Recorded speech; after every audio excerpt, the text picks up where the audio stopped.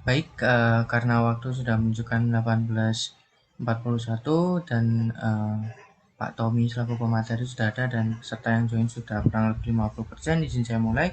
Assalamualaikum warahmatullahi wabarakatuh. Waalaikumsalam. Selamat malam Bapak Ibu peserta privat AB reguler Angkatan 218. Hari ini kita akan melanjutkan pertemuan keempat untuk materi PPH pemotongan pemungutan yang masih akan disampaikan oleh instruktur kami yaitu Bapak Tommy Wiryawan. Sebelumnya selamat malam Pak Tommy, bagaimana Pak kabarnya? Alhamdulillah, Mas. Terima kasih. Alhamdulillah Baik. nih. Alhamdulillah nih. Izin saya lanjutkan ya Pak. Ya, monggo. Mohon izin mengingatkan kepada Bapak Ibu yang sudah join, jangan lupa untuk konfirmasi kehadiran via kolom chat dengan menuliskan kata hadir dan terlihat di kamera sebagai presensi kehadiran. Apabila Anda off cam ataupun meninggalkan kamera, harap konfirmasi di chat Zoom ataupun WA Group. Jika tidak ada konfirmasi jam berapapun, mohon maaf akan kami anggap tidak hadir. Dan apabila ada kendala, kami berikan waktu kurang lebih 30 menit, jadi mohon Bapak Ibu memperhatikan ketentuan itu. Baik, langsung saja untuk pertemuan kelas hari ini uh, saya serahkan kepada Pak Tommy untuk menyampaikan materi. Saya izin untuk share screen gitu Bapak. Monggo. Saya minta tolong Ya, ya di-share. Minta tolong halaman 24. Mulai dari halaman 24. iya Pak.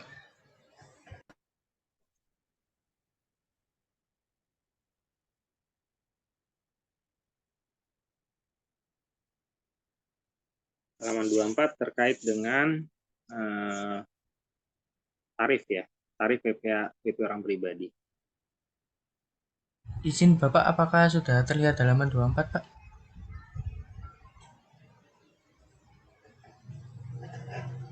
Eh, ya, oke. Baik, terima kasih. Saya lanjutkan. Bismillahirrahmanirrahim. Assalamualaikum warahmatullahi taala wabarakatuh. Apakah terdengar suara saya, Mas? Izin masuk terdengar Pak? Sudah ya, dengar baik. Alhamdulillahirrabbilalamin. Puji dan syukur kehadirat Allah Subhanahu wa taala atas segala rahmatnya sehingga pada malam hari ini kita diberikan kesempatan kembali untuk bertemu dalam materi pemotongan pemungutan untuk pertemuan yang seingat saya ini keempat ya, pertemuan yang keempat. Mudah-mudahan semua yang hadir pada malam hari ini dalam keadaan sehat walafiat, tidak kurang suatu apapun. Saudara sekalian, pada malam hari ini kita akan melanjutkan materi masih di PPH 21 dan kemarin kita terakhir di tarif ya, tarif yang orang pribadi yang sudah menggunakan Undang-Undang Harmonisasi Peraturan Perpajakan, Undang-Undang HPP. Jadi saudara lihat di situ tarifnya progresif berjenjang ya. Tetapi nanti di dalam contoh-contoh soal kita karena tarif ini berlaku mulai 2022, sedangkan per dirjen yang akan kita bahas peraturan dirjen pajak terkait dengan petunjuk pelaksanaan pemotongan pemungutan PPh 21 itu adanya sudah sejak tahun 2016 dan sampai sekarang belum berubah. Jadi petunjuk pelaksanaannya tetap sama, tidak ada perubahan, cuma mungkin nanti masalah tarifnya saja ya. Jadi kalau untuk sampai dengan penentuan penghasilan kena pajak tidak ada perubahan, hanya yang nanti ketika sudah ketemu PKP kita menghitung PPh terutangnya itu menyesuaikan dengan tahun pajaknya. Kalau tahun pajak yang 2022 ke atas maka nanti menggunakan tarif yang ada di dalam Undang-Undang KPP ya, yang sampai dengan tarif tertinggi 35%. Oke, saudara sekalian, tolong dilanjutkan ke slide berikutnya, Mas. Ya. Untuk bagian pertama materi PPh 21, kita akan masuk ke materi pegawai tetap dulu ya. Jadi nanti ada pegawai tetap, ada pegawai tidak tetap ya. Dan kemudian nanti bukan pegawai. Nah, di bagian pertama kita akan belajar terkait dengan pegawai tetap. Nah, pegawai tetap, saudara, itu nanti banyak variasinya. Pertama adalah pegawai tetap yang rutin menerima gaji bulanan. Kemudian nanti ada pegawai tetap yang mendapatkan penghasilan rapel misalnya, kemudian mendapatkan bonus atau pemberian yang sifatnya tahunan, tidak setiap waktu. Nah, kemudian ada pegawai yang nanti mulai bekerja di tengah tahun dan berhenti bekerja di tengah tahun. Nah, itulah beberapa hal yang mungkin terjadi di sebuah perusahaan ketika dia mempekerjakan karyawan. Ya. Nah, kita akan mulai dari yang paling awal, yaitu yang paling umum, seorang karyawan bekerja di perusahaan sejak awal tahun ya. Jadi udah bekerja di perusahaan sejak awal tahun. Contohnya di sini sudah terlihat ya, di situ ada Pak Reto ya. Sudah terlihat ya.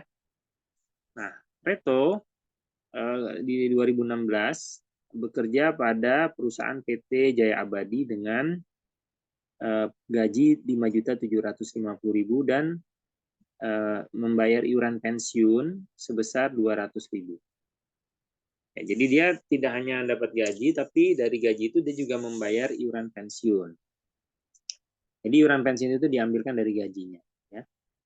Kemudian Reto menikah, tapi belum punya anak. Jadi statusnya kawin nol tanggungan, K0 istilahnya gitu ya. Pada bulan Januari, penghasilan Reto dari PT Jaya Abadi hanya gaji saja. Nah, jadi penghasilannya hanya dari gaji saja dan ada pembayaran iuran pensiun. Nah, saudara sekalian, kalau kita lihat skema di perhitungan pegawai tetap itu, ya, maka setelah penghasilan bruto yang meliputi gaji, tunjangan, dan seterusnya, itu nanti tidak langsung dikali dengan tarif PPh terutang, tetapi ada beberapa komponen pengurang. Pengurang yang pertama adalah kalau yang bersangkutan itu adalah pegawai tetap, maka dia berhak atas namanya biaya jabatan. Maka saudara di sini perhitungannya ya.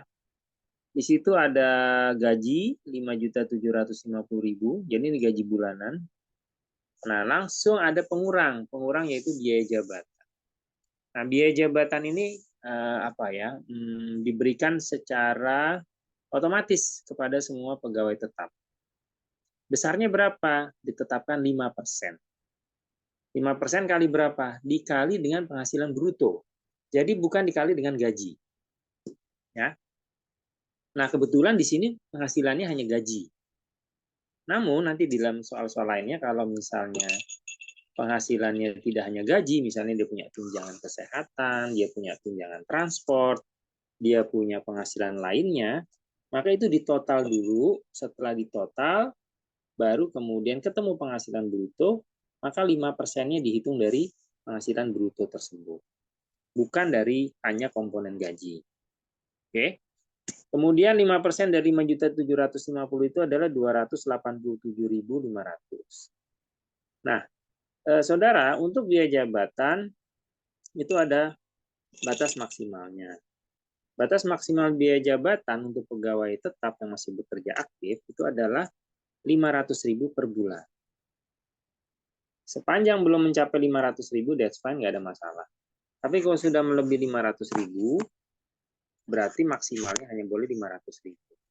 Oleh karena itu, kalau ada pegawai berpenghasilan bruto 10 juta atau lebih, ya maka nanti otomatis biaya jabatannya hanya maksimal 500.000. Karena kalau 10 juta dikali 5% kan 500.000, ya kan?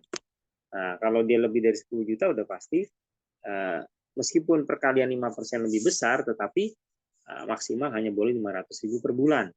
Atau kalau setahun ya berarti dikali 12, 6 juta. Ya, gitu ya. Jadi sekali biaya jabatan yang tertulis di situ, ini ada aturan batas maksimalnya. Oke, kemudian iuran pensiun. Nah, iuran pensiun yang dibayar oleh pegawai itu sendiri, sekali lagi saya ulangi, yang bisa menjadi pengurang adalah iuran pensiun yang dibayar dengan uang si karyawan itu sendiri. Artinya dipotong dari gaji. Ya. Nah, kalau ada iuran pensiun yang dibayarkan oleh kantor untuk kepentingan si pegawai tadi, itu tidak boleh menjadi pengurang. Ya, yang boleh jadi pengurang adalah iuran pensiun yang dibayar oleh si pegawai itu sendiri. Ya, jelas ya. Nah, kemudian tadi diketahui iuran pensiun 200.000, berarti total pengurangnya adalah Rp487.500. Nah, berarti penghasilan bruto 1 bulan dikurangi pengurang 487.500, berarti penghasilan neto sebulan itu adalah 5.262.500. Oke, itu ya. Nah, saudara, sampai sini kita menghitung penghasilan neto untuk kurun waktu 1 bulan. Nah, setelah ini kita masih boleh ada pengurang lagi, namanya adalah PTKP, penghasilan tidak kena pajak, yang sudah saya jelaskan mungkin di pertemuan sebelumnya. Penghasilan tidak kena pajak itu adalah representasi daripada biaya hidup. Makanya dikaitkan dengan banyaknya jumlah keluarga. Ya, ada kemarin ya ada K0, K1, K2 gitu. Nah, tetapi kurun waktu PTKP itu adalah dalam kurun waktu tahunan. Jadi kalau kita sebutkan PTKP status bujangan atau TK0 itu 54 juta. Itu artinya 54 juta setahun. Ya kan? Bukan 54 juta setiap bulan. Sehingga saudara, karena di situ 5.262.500 itu adalah penghasilan itu sebulan, maka harus kita bikin apple to apple. Harus kita buat sama dalam kurun waktu yang sama. Nggak bisa membandingkan sesuatu yang tidak sama ya. Parameternya harus sama. Oleh karena itu 5.262.500 ini harus dikali 12 gitu. Ini adalah bagian daripada stelsel fiktif. Ya, jadi stelsel fiktif salah satunya ini mengalihkan dengan 12 itu kan adalah asumsi kan, seolah-olah dia akan bekerja maksimal di tahun tersebut selama 12 bulan. Dengan gaji yang sama lah kira-kira. Jadi kalau dikali 12 adalah 63.150.000. Nah, kalau ini berarti sudah ada penghasilan itu setahun. Nah, sudah sebanding. Nah, setelah itu baru kita kurangi dengan PTKP setahun. PTKP ini statusnya karena K0, kawin menikah belum ada tanggungan, maka untuk WP itu sendiri 54 juta, untuk istrinya atau karena menikahnya adalah 4.500.000, sehingga total pengurangnya ada 58.500.000. Oke. Dan setelah diketahui pengurangnya 58.500, kita kurangkan dari penghasilan itu setahun dari 63.150.000, kemudian kita kurangi, akhirnya ketemu 4.650.000. Nah, 4.650.000 inilah yang disebut dengan penghasilan kena pajak setahun. Atau istilahnya kita sering menyebut dengan istilah PKP. PKP itu penghasilan kena pajak setahun. Nah, PKP inilah yang menjadi dasar untuk menghitung PPh terhutang. Jadi kita nggak boleh menghitung PPh terhutang tarifnya dikalikan dengan penghasilan neto yang disetahunkan. Nggak boleh. Kita harus menghitung dari PKP. PKP itu setelah dikurangi dengan PTKP. Ya, penghasilan netonya dikurangi PTKP, baru ketemu penghasilan kena pajak. Nah, penghasilan kena pajak 4.650.000 ini baru kita hitung dengan tarif progresif yang tadi sudah saya sampaikan. Untuk tahun 2016 sebelum non HPP, maka tarif lapisan pertama itu 5%. Sepanjang penghasilan kena pajak yang masih di bawah 50 juta rupiah, maka kenanya 5%. Nah, ini baru 4.650 ya, pasti kena 5%. 5% kali 4.650 adalah 232.500. Nah, 232.500 ini adalah potongan PPh terhutang yang diasumsikan akan dibayar atau harus dipotong selama setahun kepada Pak Reto. Padahal ini kan kita sebagai pemberi kerja, kita mau memotong gaji Pak Reto pada bulan Januari. Nggak mungkin kita potong dengan 232.500. Karena 232.500 ini adalah PPh terhutang setahun. Sedangkan yang mau kita hitung adalah gaji sebulannya dikurangi berapa tarif PPh. Jadi nggak apple to apple juga kalau tidak dibagi 12. Maka 232.500 ini harus dibagi 12 dulu. Ketemulah bahwa setiap bulannya harusnya dipotong 19.375.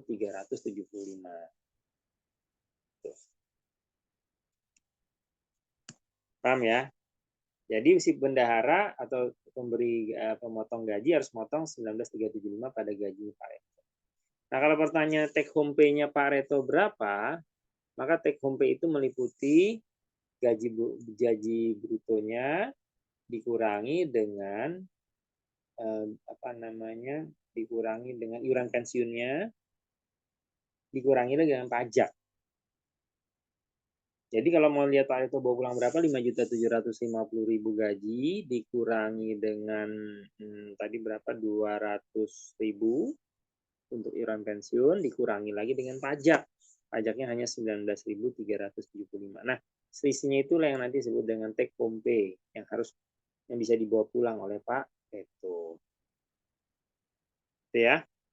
Nah, di catatan di bawah itu disebutkan bahwa biaya jabatan adalah biaya untuk mendapatkan, menagih, dan memelihara ya penghasilan yang dapat dikurangkan.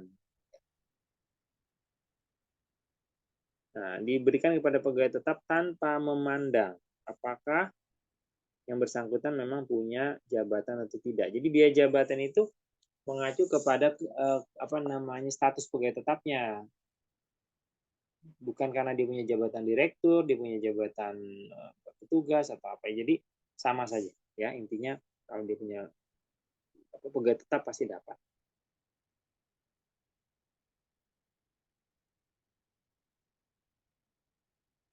Ya, contoh tersebut berlaku apabila pegawai yang bersangkutan sudah memiliki NPWP ya.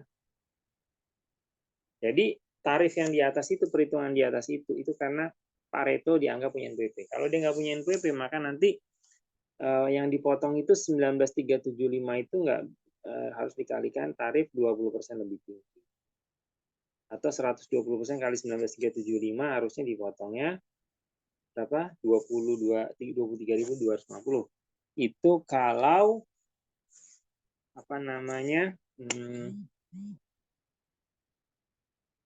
pegawai tadi tidak punya NPWP. Jadi ketentuan di PPh 21 kalau tidak punya NPWP tarifnya 20% lebih tinggi.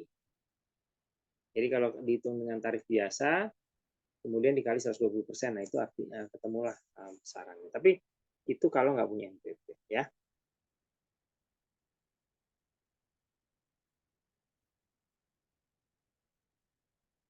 Oke, saudara sekalian, itu contoh yang paling sederhana. Jadi intinya soal nomor 1 ini adalah kita sebagai pemberi kerja pada bulan tertentu, pada bulan Januari khususnya di sini, kita harus memotong berapa PPh-nya yang harus kita potong dan kita setor nanti ke kas negara atas penghasilan dari seorang karyawan. Gitu. Nah, dengan demikian nanti kita akan memotong sesuai dengan hitungan tadi. Baik, ada yang mau ditanyakan, saudara, untuk soal pertama terkait dengan Pak Reto? Sudah jelas semuanya? Masih mudah ya? Oke, kita lanjut. Tolong Mas ke slide berikutnya. Oke, kita lanjut. Ya. Sekarang kita lanjut ke case yang sama pegawai tetap, tapi dia lebih complicated karena ada tambahan-tambahan penghasilan. Ya, sebenarnya tidak sulit-sulit betul, lebih kompleks daripada soal pertama, tetapi semuanya mudah ya nanti. Oke, kita baca ya saudara-saudara. Bambang Eko, pegawai pada perusahaan PT Chandra Kirana, menikah tanpa anak, dari K0 ya.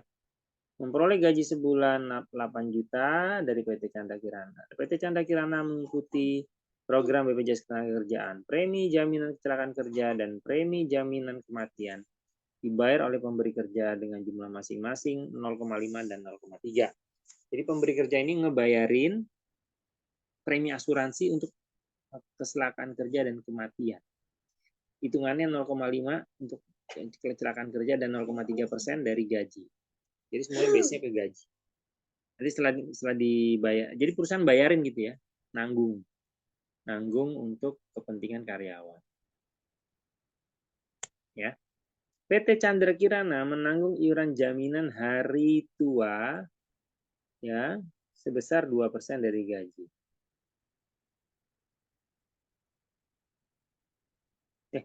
3,7%. Jadi Chandra Kirana selanjutnya menanggung iuran jaminan hari tua. Ada JHT juga ada.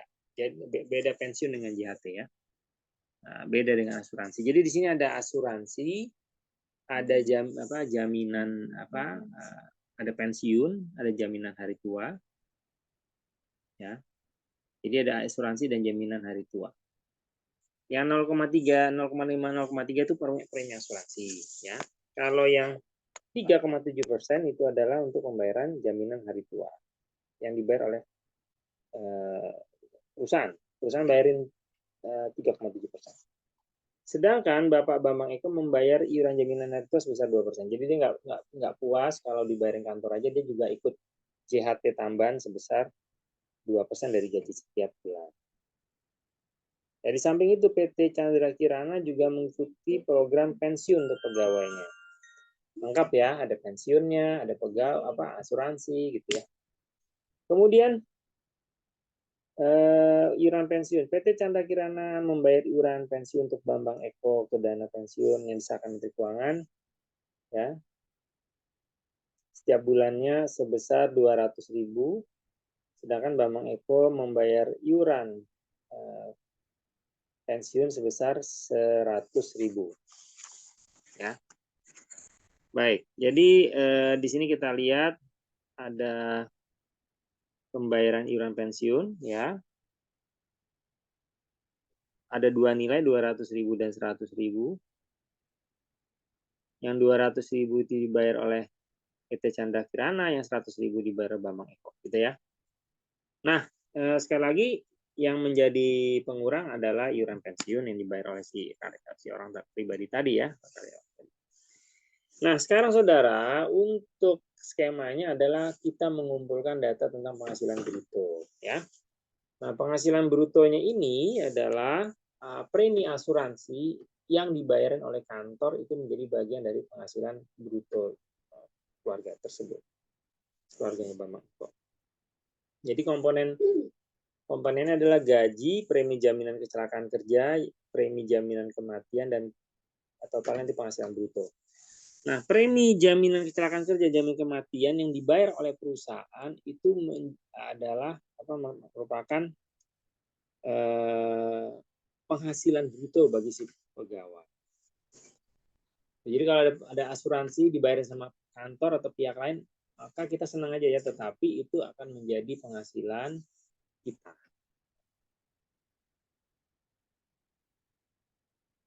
Ya, itu kan menjadi penghasilan kita. Oke. Makanya di sini sudah lihat di skema di bawahnya gaji 8 juta ya, premi jaminan kecelakaan kerja 40.000, yaitu berapa? 2% ya dari gaji ya. Kemudian ada lagi jaminan kematian. Jaminan kematian itu berapa? Jaminan kecelakaan kerja dulu. Jaminan kecelakaan kerja 0,5, jaminan kematian 0,3. Berarti 0,5 kali 8 juta 40.000 benar ya. Kemudian 0,3 kali premi jaminan kematian berapa? 24.000 ya. Nah, premi jaminan kematian itu adalah di situ tertulis 0,3%. 0,3% dari mana? Dari 8 juta. Jadinya 24.000. Ya, paham ya? Jadi saudara, premi-premi asuransi berkaitan dengan asuransi jiwa ya, yang berkaitan dengan asuransi jiwa, itu kalau dibayar oleh pihak lain itu menjadi objek bagi yang menerimanya. Berarti dalam ini perusahaan Pak Bambang ini yang berhak mendapatkan itu, ya kan?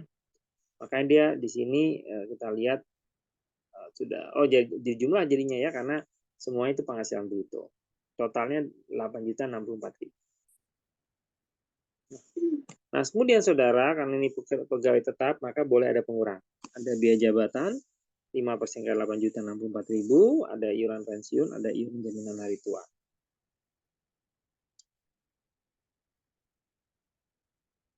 Nah, di situ disebutkan gaji tambah iuran JK adalah 8.064.000.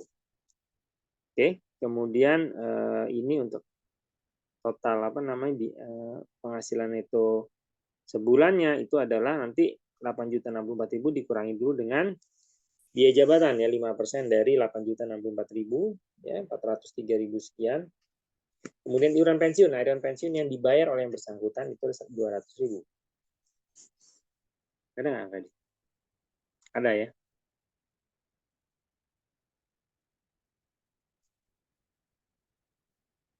Ada di bawah ya. Iuran pensiun 200.000. Kemudian iuran jaminan hari tua yang dibayar oleh Pak Bambang Eko itu iuran jaminan hari tua itu sebesar 160.000. Ya di bawah juga ada itu. 2%, kira-kira 2% ya.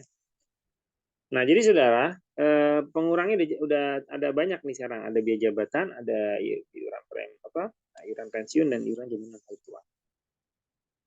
Oke, nah biaya jabatannya 5% dari mana? Dari 8.064.000. 8 juta. Ini adalah total penghasilan bruto, kemudian nanti biaya jabatan 5% dari total penghasilan bruto, ketemunya 403.200 masih oke karena semaksimalkan 5 juta aja. Kemudian iuran pensiun dan iuran jaminan hari tua masing-masing 200 dan 160, yaitu totalnya adalah 663.200. Nah, jadi saudara, dari total penghasilan bruto 8.064.000 nanti boleh dikurangkan dengan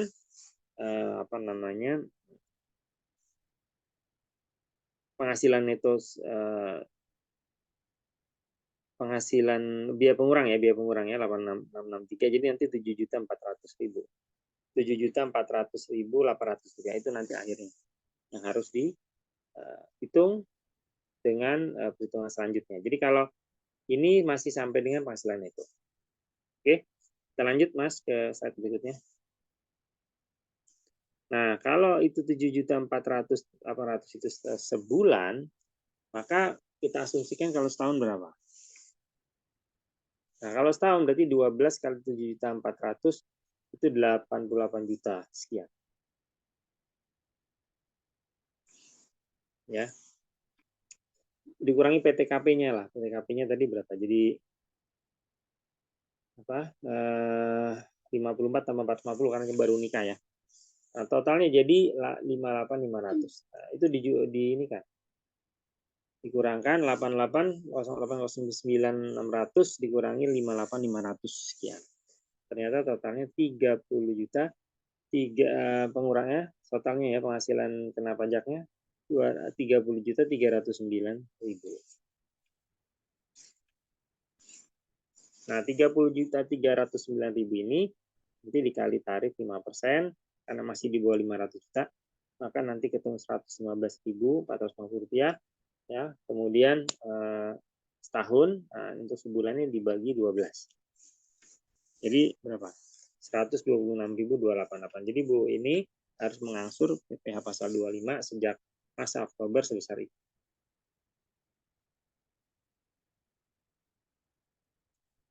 Gitu ya. Jadi saudara PPh terutangnya 1.515.450 tapi dibagi 12 ya untuk mengetahui berapa per bulannya. Gitu ya saudara ya. Jadi saudara untuk case yang berikutnya ini, yang tadi ini adalah ada kombinasi pembayaran iuran pensiun, ya ada iuran JHT THT itu ya beda. Oke saudara, ada yang mau ditanyakan terkait dengan ini? Halo Pak. Ya silakan. Maaf mau memastikan Pak, untuk yang pengurang itu iuran pensiun dan iuran satunya itu yang dibayar oleh wajib pajak ya? Bukan yang dibayar oleh perusahaan. Bukan, kalau untuk iuran pensiun, jadi iuran pensiun dan iuran JHT, THT itu sama ya, perlakuannya sama. Yang menjadi pengurang adalah apabila itu diambilkan dari gaji pegawai atau dibayar pegawai, intinya begitu. Oh, kalau untuk yang soal ini tadi sepertinya yang angka 200.000 itu yang dibayarkan oleh perusahaan. Coba mundur ke belakang Mas, satu slide ke belakang.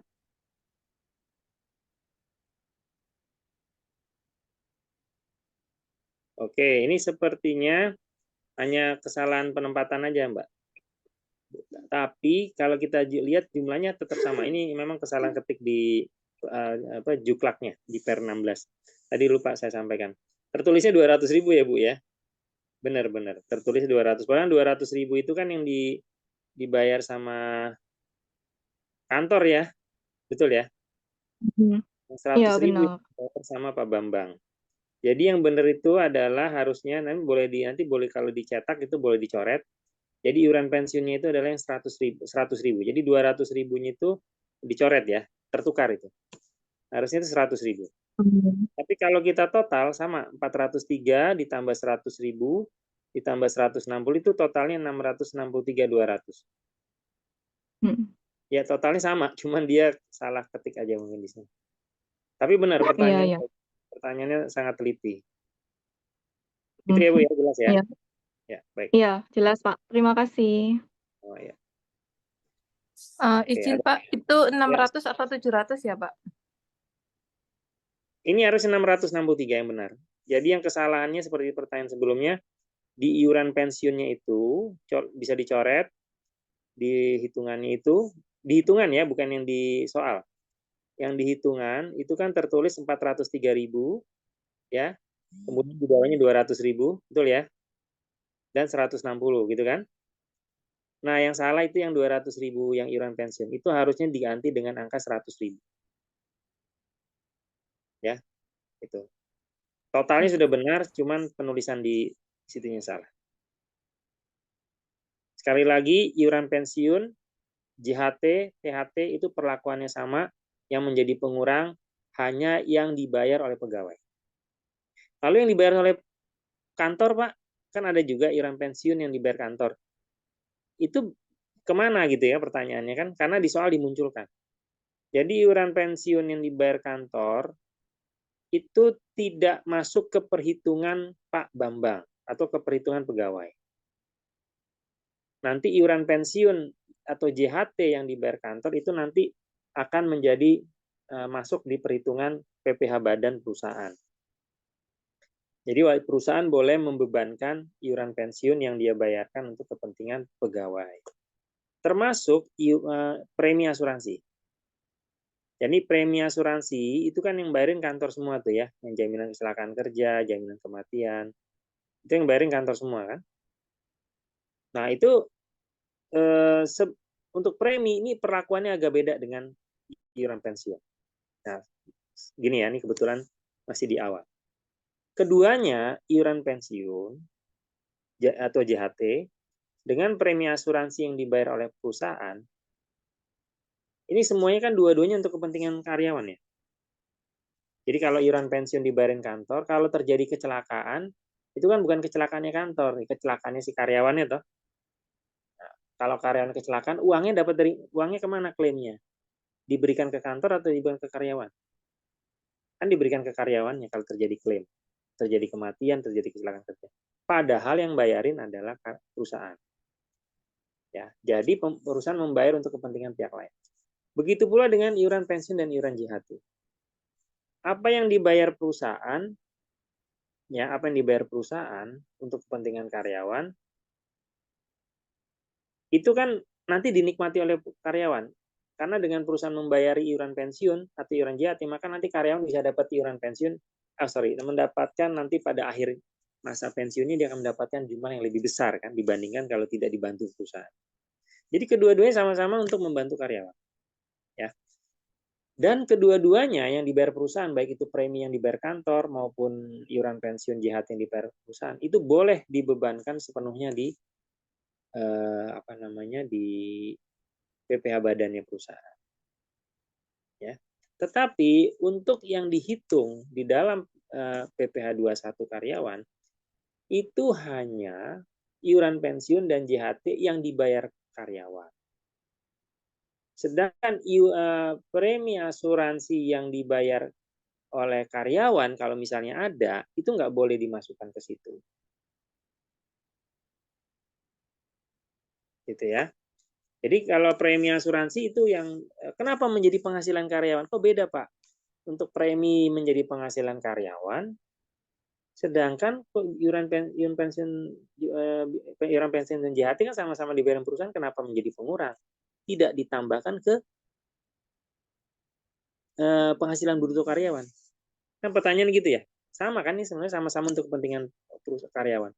Tapi kenapa tidak ditambahkan? Gitu ya. Kenapa? Nah, ini ada penjelasannya.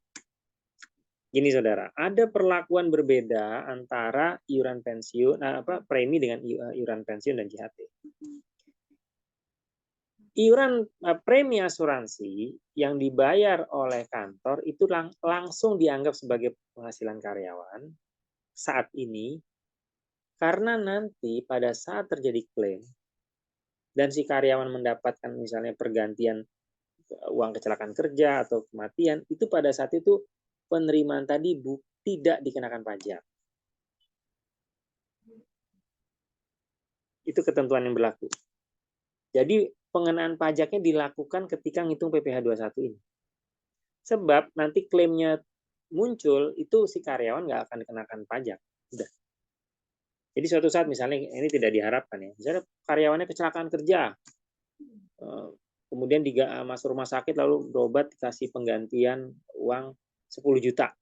Nah, 10 juta yang diterima itu tidak dipotong PPh sedikit pun. Itu ya. Paham ya? Begitu pula kematian, meninggal, kecelakaan kerja atau mati atau kematian atau apapun yang terjadi dan masuk klaim diganti misalnya 50 juta. Diberikan uang 50 juta. 50 juta yang terima itu nanti karyawan tadi terima dan tidak dipotong sepeser pun untuk PPh-nya. Karena waktu dia membayar premi asuransi yang dibayar kantor itu langsung dihitung sebagai penghasilan karyawan. Kalau dihitung sebagai penghasilan karyawan pasti kan PPh-nya akan meningkat. Jadi pengenaan PP-nya di awal. Saat ini. Tapi nanti pas lagi dapat klaim asuransi udah nggak dikenakan. Jelas ya? Nah, sedangkan untuk iuran pensiun dan iuran biaya iuran pensiun dan iuran JHT THT yang dibayarkan kantor itu kan nggak ditambahkan ke penghasilan si karyawan. Nggak ada kan, di sini nggak masuk kan? Kita lihat di situ, perusahaan bayarin 3,7%. Jaminan hari tua 3,7%. Oke? Tetapi kenapa nggak dimasukkan ke komponen penghasilan bruto? Nggak ada kan perhitungan 3,7% kali 8 juta lalu dimasukkan sebagai penghasilan karyawan. Nggak ada. Begitu pula iuran pensiun. Iuran pensiun yang dibayar kantor sebesar 200.000 itu juga tidak dimasukkan sebagai bagian penghasilan karyawan. Nggak ada. Cuma tambahan premi jaminan kecelakaan kerja, premi jaminan kematian. Udah itu aja. Karena ceritanya gini, ketika si karyawan mendapatkan tanda kutip tambahan penghasilan, karena perusahaan kan ngasih tambahan penghasilan berupa iuran pensiun dan JHT yang dibayarin kantor, itu menambah penghasilan. Kemampuan dia untuk mendapatkan uang pensiun menjadi lebih besar nanti. Tapi di soal ini tidak sama sekali ditambahkan. Itu artinya pada saat menghitung PPh 21 itu tidak dihitung sebagai penghasilan karyawan. Jadi PPh-nya nggak dikenakan lah, kira-kira gitu. Paham ya? Nah, pada saat nanti ketika si karyawan itu memasuki masa pensiun, nah di situ kan dia berhak toh untuk mendapatkan uang pensiun. Nah, pada saat dia mendapatkan uang pensiun itu, maka saudara lihat PPh 21-nya dipotong. Makanya kemarin saya bilang kan di soal slide sebelumnya, perhitungan pegawai tetap ini juga untuk perhitungan penerima pensiun. Jadi penerima pensiun hitungnya sama, cuma nanti biaya jabatannya berbeda atau disebut dengan biaya pensiunnya itu beda.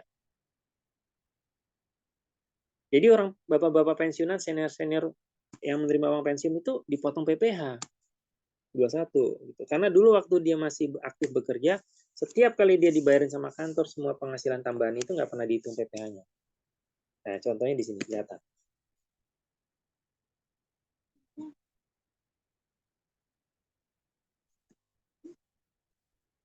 Itu ya, saudara, paham ya?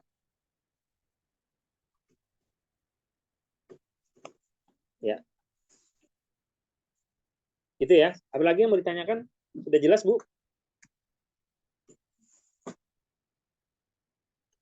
Sudah ya? Cukup ya? Baik, kalau tidak ada lagi yang ditanyakan, saya lanjut. Nah, jadi saudara, kita lihat bahwa total apa namanya? Tadi sudah sampai ini ya, sudah sampai penghasilan neto sebulan ya sudah ya. Kemudian kita lanjut penghasilan neto sebulannya 7.400.800 tadi ya. Nah, kita setahun kan kali 12. Kenapa? Karena kita mau kurangi dengan PTKP. Jadi jangan lupa nih ada beberapa angkatan ujiannya dia langsung lupa kalau setelah penghasilan neto sebulan itu langsung aja dikurangi dengan PTKP. Ada yang seperti itu. Jadi penghasilan neto sebulannya mungkin udah besar. Misalnya saat orang direktur gitu, penghasilan neto sebulannya udah 50-100 juta misalnya. Lalu PTKP-nya langsung aja dikurangi. Nah, itu salah. Kenapa? Karena PTKP itu adalah setahun.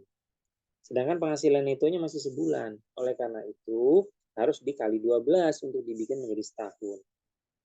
Nah, di sini setahunnya adalah 12 kali 7.400 alias 88.809.600.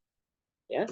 Kemudian dikurangi PTKP statusnya tadi sama K0 menjadi PTKP-nya 54 tambah 4.500 jadi 58.500. Selisihnya berarti 30.309.600. Nah, selisih 30 juta sekian ini yang disebut dengan penghasilan kena pajak. Penghasilan kena pajak setahun ini menjadi dasar untuk menghitung PPh terhutang.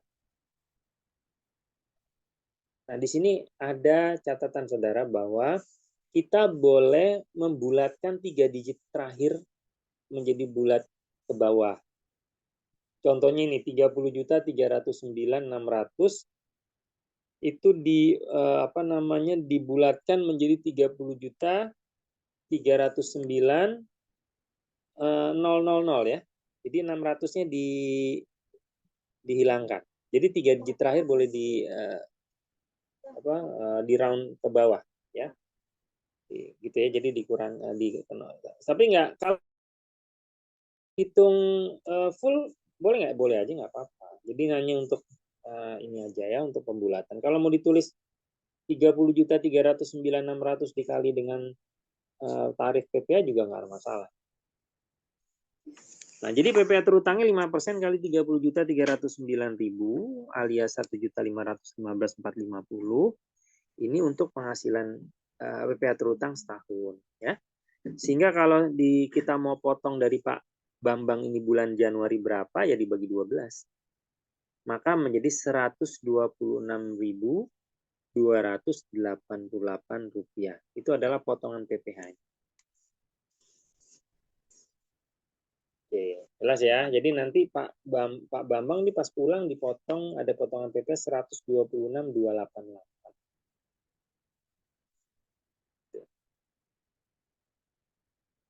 Oke, jelas ya Bapak Ibu Saudara sekalian. Ada yang mau ditanyakan? Kalau nggak ada kita lanjut. Baik, monggo Mas dilanjut ke slide berikutnya. Kita lanjut ke soal berikutnya.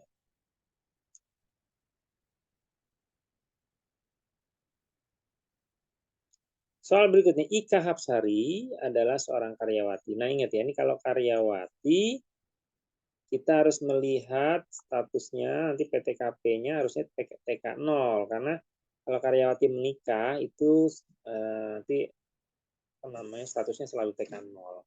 Kecuali nanti kalau dia ngasih informasi bahwa dia mungkin suaminya nggak punya pekerjaan. Ya. Tapi di sini Ika Hapsari, saya lihat di sini statusnya menikah dan punya 3 anak. Dan ada suaminya juga ya.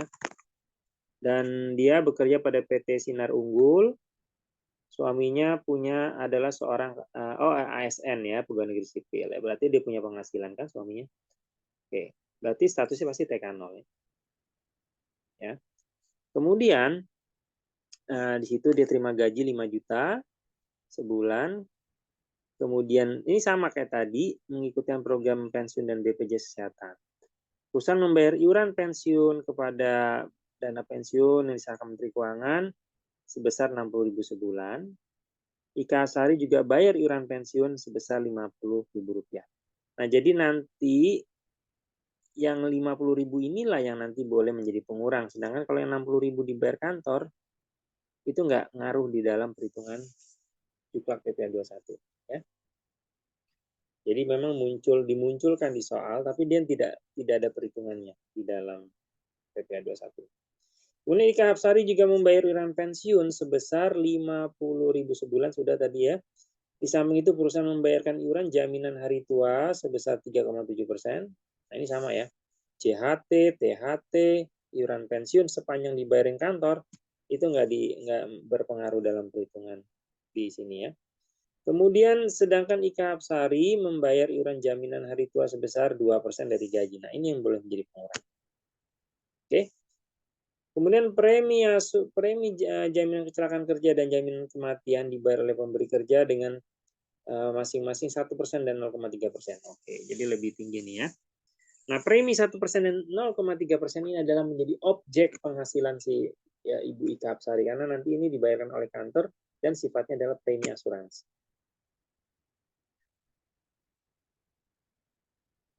Pada bulan Juli 2016, di samping menerima pembayaran gaji, IKH Sari juga menerima uang lembur atau overtime sebesar 2 juta. Penghitungan PP gimana? Baik. Jadi secara umum IKH Sari ini model soalnya persis dengan Pak Bambang yang sebelumnya. Persis. Ya, ada iuran pensiun, ada iuran lain sama ya. Hanya tadi PTKP-nya harus kita kasih catatan. PTKP hanya boleh TK0 karena seorang wanita kawin. Tapi yang lainnya sama cara itu dengan Pak Bambang. Nah, satu tambahannya di sini adalah adanya overtime. Lembur. Nah, lembur itu dilakukan, kita lihat dulu ya sejarah lembur ya. Lembur itu dilakukan kalau yang bersangkutan bekerja secara rutin setiap hari, tetapi ada kekurangan waktu karena harus menyelesaikan tugas pekerjaan. Jadi penyelesaian tugas pekerjaan tadi itu satu rangkaian dengan pekerjaan rutin hariannya gitu ya. Tidak mungkin dia nggak masuk kerja, tapi dia ngerjain lembur gitu ya. Nah, lembur itu lanjutan gitu ya. Lanjutan dari hari kerja yang dia, memang itu bagian dari hari kerjanya dia. Oke, nah oleh karena itu menurut konsep juklak ini, lembur itu masih bagian dari penghasilan rutin. Karena memang selalu dikaitkan dengan upah kerjanya. Jadi kalau misalnya per hari dia diberikan gaji satu hari misalnya 1 juta gitu ya. Maka kalau dia setiap lembur 1 jam dia akan mendapat misalnya 10% dari 1 juta gitu misalnya. Tambah 2 jam 20% misalnya begitu ya. Jadi dikaitkan dengan gajinya. Oleh karena itu pembayaran overtime itu dianggap sebagai bagian dari penghasilan rutin. Bukan penghasilan yang sifatnya seperti bonus atau yang sifatnya tahunan. Enggak seperti itu ya. Begitu catatan saya, jadi perlu diingat. Nah, kenapa harus diberikan catatan? Karena nanti ngitung juga beda, gitu ya. Nanti ngitung juga beda. Ngitungnya seperti apa? Nah, nanti kita coba. Nah, sini saudara perhatikan Bu Ika, gaji, nah lembur overtime, gajinya udah ditulis di situ ya, 5 juta. Overtime-nya langsung ditambahkan ke 2 juta. Ya, jadi itu bagian dari penghasilan bulanan. Kemudian tadi yang menjadi tambahan penghasilan lagi adalah premi-premi yang dibayar kantor. Salah satu premi jaminan kecelakaan kerja, premi jaminan kematian, yaitu 1% dan 0,3 kalau nggak salah ya. 1% dari gaji, 1% dari 5 juta adalah 50.000, 0,3% dari 5 juta ya 15.000. Maka itu menjadi penghasilan total 7.065.000. Nah, pengurangnya sekarang, pengurangnya biaya jabatan. Jangan lupa biaya jabatan selalu ada 5% bukan dikali gaji tapi dikali penghasilan bruto. Dikali 7.065.000. Jadi totalnya 353.250. 1 bulan. Enggak masalah. Karena batas maksimalnya 500.000 biaya jabatan. Oke. Kemudian iuran pensiun dan iuran jaminan hari tua yang dibayar oleh Bu Ika Hapsari sendiri adalah iuran pensiunnya itu 50.000 ya, di soal ada. Dan kemudian iuran JHT tadi dia bayar berapa tadi? Iuran JHT-nya 2% kan dari gaji. 2% dari gaji, 2% dari 5 juta adalah 100.000. Maka di sini disebutkan iuran jaminan hari tuanya sebagai pengurang adalah 100.000. Nah, totalnya adalah 503.250.000 rupiah pengurangnya. Betul ya? Nah, sekarang kita kurangi 7 juta sekian dengan 503.000 menjadi 6.561.750. Nah, ini adalah penghasilan itu sebulan.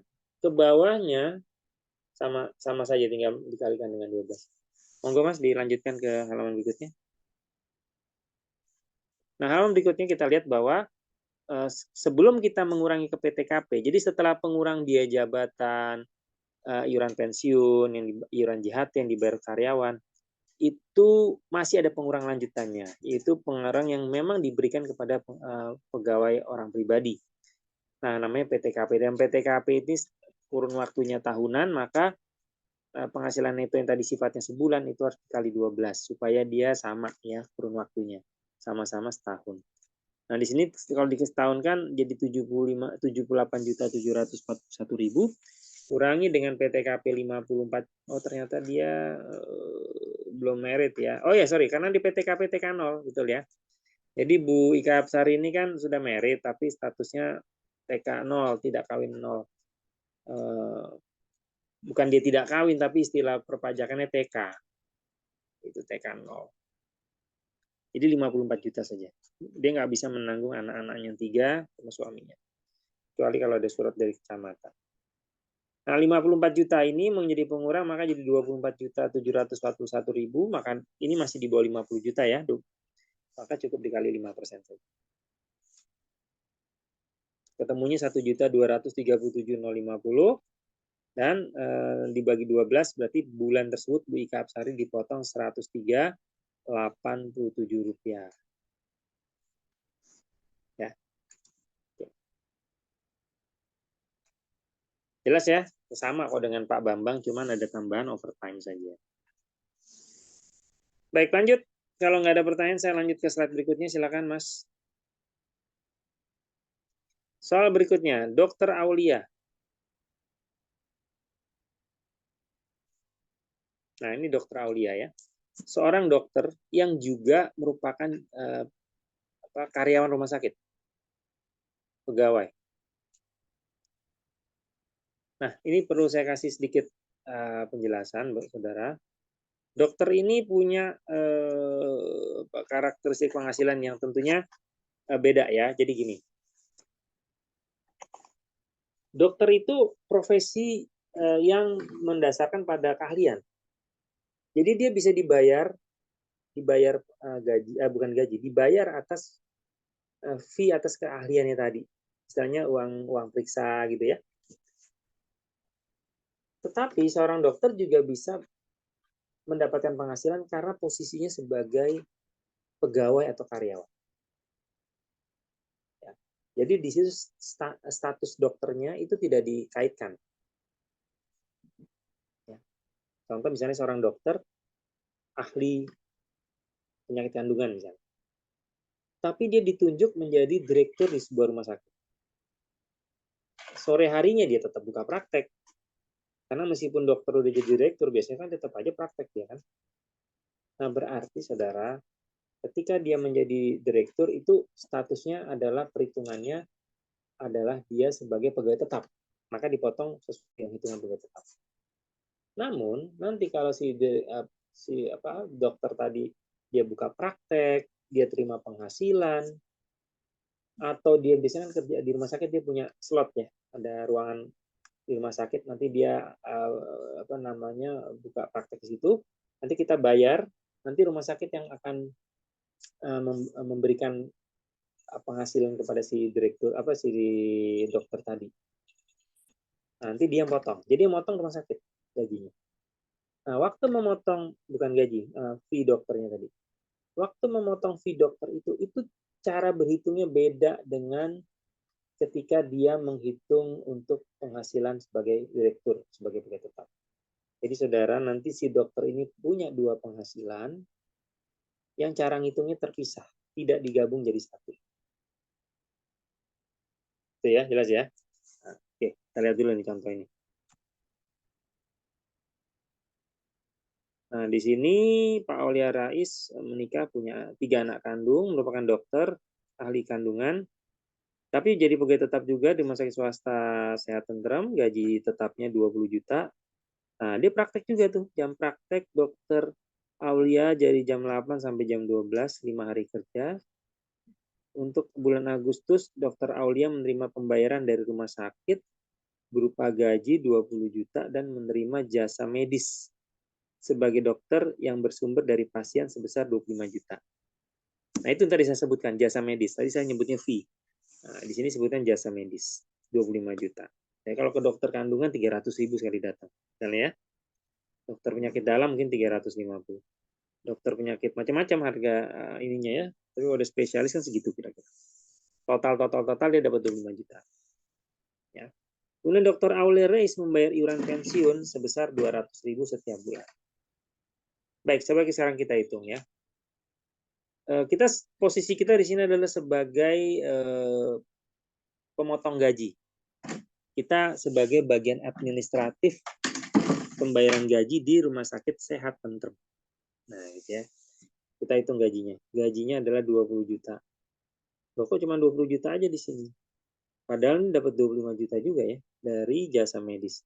Nah, seperti saya sampaikan tadi, kita nggak boleh gabungkan. Jangan ditulis 20 juta tambah jasa medis 25 juta. Oh, itu salah. Ya, kalau ada bagian administrasi di rumah sakit ngitungnya digabungkan, berarti dia tidak ikut brevet pajak seperti saudara. Kalau ikut brevet pajak tahu, oh salah itu, bisa. Oke, jadi ini yang 20 juta ini karena dia sebagai pegawai. Yang 25 juta, nah itu nanti hitungnya. Oke. Nah, kemudian pengurangnya apa? Biaya jabatan seperti biasa karena pegawai tetap dan 5% dari 20 juta, 1 juta rupiah. Itu adalah hitungan 5%-nya, tetapi nggak boleh lebih dari 500.000. Ya kan? Maka di sini kita katakan maksimum yang diperkenankan adalah 500.000. Gitu. Yang 500.000-nya hangus karena yang bisa dimanfaatkan cuma 500. Kemudian iuran pensiun yang dibayar oleh Pak Dokter tadi adalah 200.000 ya. Maka total pengurangnya 700.000 sehingga penghasilan itunya 19.300.000, oke. Kemudian disetahunkan dikali 12 yaitu menjadi 231.600.000 rupiah. Kurangi PTKP statusnya tadi K3. Kawin dengan 3 tanggungan, berarti 54 juta ditambah karena kawinnya 4.500.000 ditambah dengan 3 kali 4.500.000 untuk 3 tanggungannya. Jadi total pengurangnya 72 juta. Oke. Jadi saudara, untuk perhitungan PPA pasal 21 maksimal PTKP itu K3. Kawin 3 tanggungan, nggak ada yang lain. Maksimal ya K3. Dengan nilai 72 juta. Nggak ada yang lebih tinggi dari itu. Untuk perhitungan kita sebagai pemberi kerja. PTKP maksimal 72. Oke, paham ya? Nah, setelah dikurangi 72 menjadi 159.600.000 rupiah untuk PKP-nya. Setelah itu kita kali dengan tarif. Nah, kali ini tarif udah tarif progresif dua level. Level pertama 5% kali 50 juta. Ya kenapa 50 bukan 60? Karena ini tahunnya tahun 2016. 5% kali 50 juta, sisanya masih berapa? Karena total kan tadi berapa sih? 159 juta ya. 600 sudah dikurangi 50 juta, masih ada berapa? 109.600 ini. Gitu caranya ya. Jadi 15% dikali 109.600.000 rupiah. Itu yang level kedua. Tapi kan belum mencapai 250, jadi masih 2 level saja. Oke, kita jumlah, setelah dikalikan persentasenya ketemu totalnya 18.940.000, maka dibagi 12, 1.578.333. Nah, jadi nanti Pak Aulia Rais akan dipotong gaji sebesar 1.878.333 untuk potongan pajak. Oke, paham ya? Ada yang mau ditanyakan? Oke, nggak ada, kita lanjut. Mas, lanjut ke slide berikutnya. Nah, bagaimana dengan jasa medis? Ini ada catatannya. Perhitungan pasal 21 jasa medis oleh Dr. Aulia akan dihitung sebagai penghasilan yang diterima oleh bukan pegawai. Jadi nanti kita akan masuk bab tentang bukan pegawai. Lah, Pak itu kan dia pegawai. Pak Dr. Aliasa pegawai. Jadi di sini istilah bukan pegawai bukan diartikan kalau dia bukan sama sekali bukan menjadi bagian daripada rumah sakit. Itu tetap dia berprofesi sebagai pegawai tetap rumah sakit, mungkin dia di direktur keuangannya atau apa tidak disebut di soal ya. Tapi untuk yang berkaitan dengan jasa medis yang dia terima itu di luar tanggung jawab dia sebagai direktur. Karena memang beda, karena yang bisa jadi direktur itu tidak harus dokter kan. Siapapun bisa jadi direktur sepanjang mengerti manajemen kan gitu. Tapi yang bisa praktek hanya dokter saja. Nggak bisa digantikan gitu ya. Kalau direktur bisa digantikan siapa saja, tapi kalau untuk dokter profesi itu nggak bisa digantikan.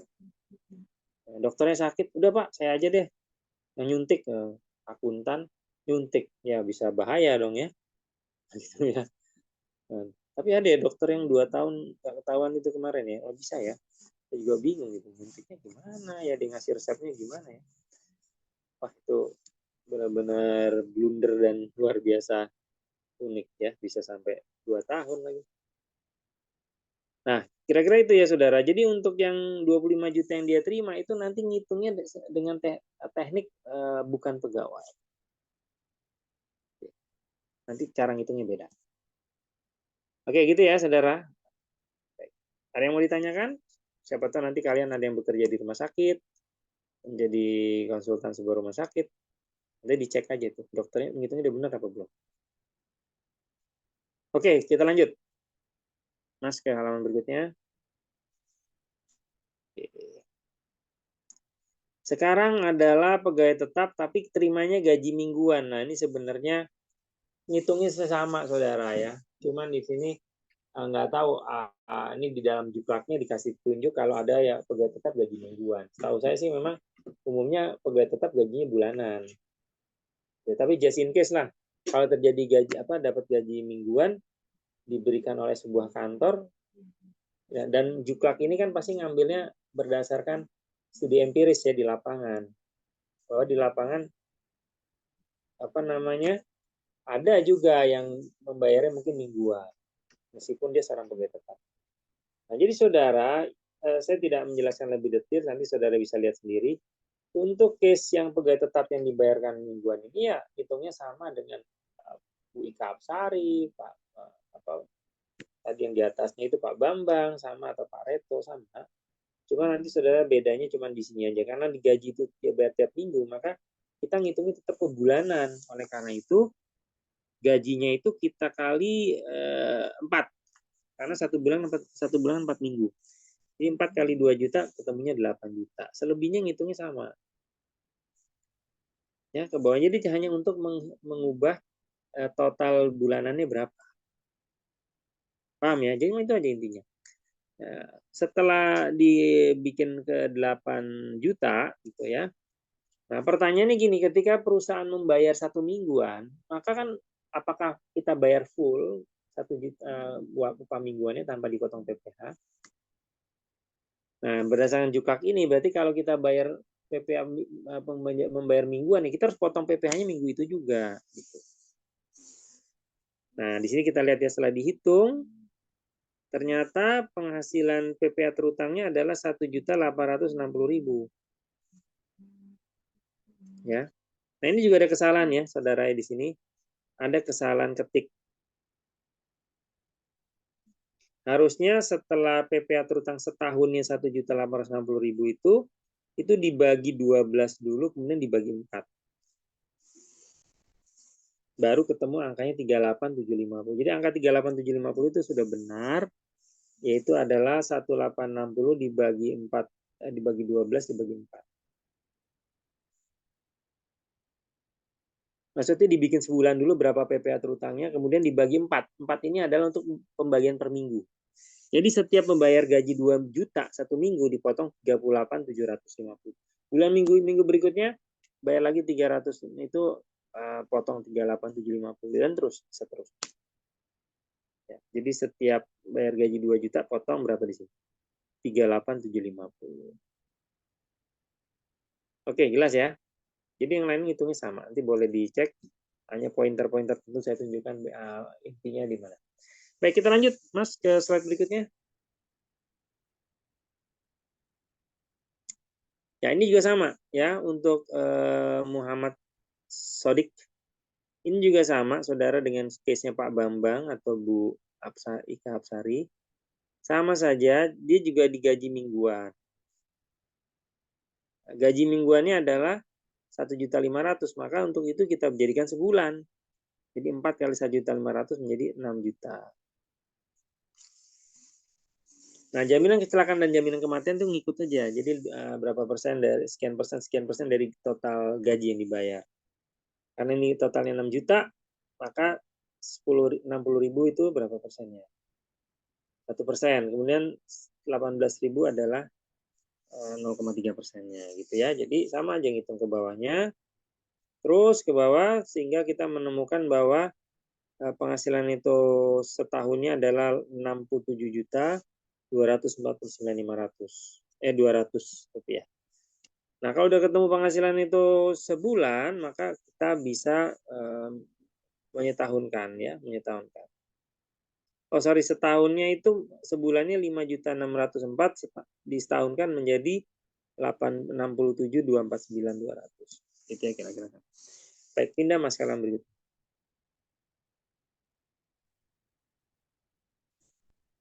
Bisa tolong pindah ke halaman berikutnya, Mas?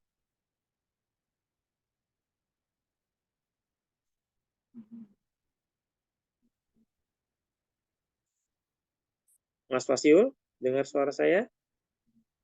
Ya, terima kasih. Nah, kemudian kita hitung PTKP-nya. PTKP-nya WP, kemudian menikah dan punya seorang anak. Jadi PTKP-nya 63 juta. Kita kurangkan tadi, ketemunya 4.349.200, ini adalah penghasilan kena pajak setahun. 4 juta sekian, tapi kan masih di bawah 50, jadi kenanya 5% saja. 5% kali 4.249 adalah 212.500. Itu adalah PPh 21 dari pegawainya, terutama untuk setahun ya. Tetapi kita mau memotong bulanan atau mungkin harian atau apa gitu ya. Maka sebulannya 212 tadi dibagi 12 menjadi 17.704. Nah, kemudian 17.704 ini dibagi lagi 4 minggu. Jadi ketemunya 4.426. Jadi nanti kalau terima gaji 2 juta, potongan cuma 4.426 rupiah lah, kecil sekali ya, nggak terlalu memberatkan. Oke, gitu ya. Baik. Lanjut Mas ke slide berikutnya.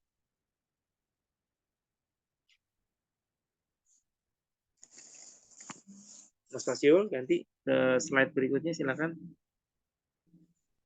Baik. Sekarang kita juga lihat nih gaji, ini gaji harian, ya. Ya, sama aja semuanya, soalnya sama. Di sini cuma dikasih tahu bahwa dia dibayarnya per hari meskipun dia pegawai tetap. Nah, ini unik juga. Pegawai harian, bayar harian tapi pegawai tetap. Tapi oke lah, nggak apa-apa, kita lihat di sini cara ngitungnya gimana. Nah, kalau mingguan itu dikali 4, kalau apa namanya, PPh 21 ya, dikali tadi 4 ya kalau mingguan. Nah, kalau ini dikali 26. Jadi dalam juklak ini kalau tidak diketahui kerja ini kali 26. Ya. Jadi 26 itu seperti seminggu 6 hari.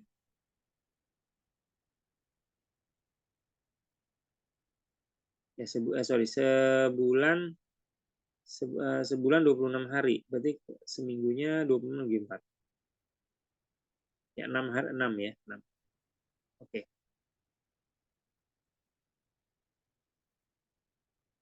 Penghasilan sebulannya 26. Jadi 26 itu kesepakatan. Padahal kadang-kadang ada satu bulan itu nggak sampai 26 ya hari kerjanya. Kalau kayak gitu gimana, Pak? Nah, kalau kayak gitu ya sesuaikan aja kalau menurut hitungan yang apa? Ya pokoknya berapa hari ininya? Ya, berapa hari kerjanya? Nah ini kebetulan full 26 kan 250.000.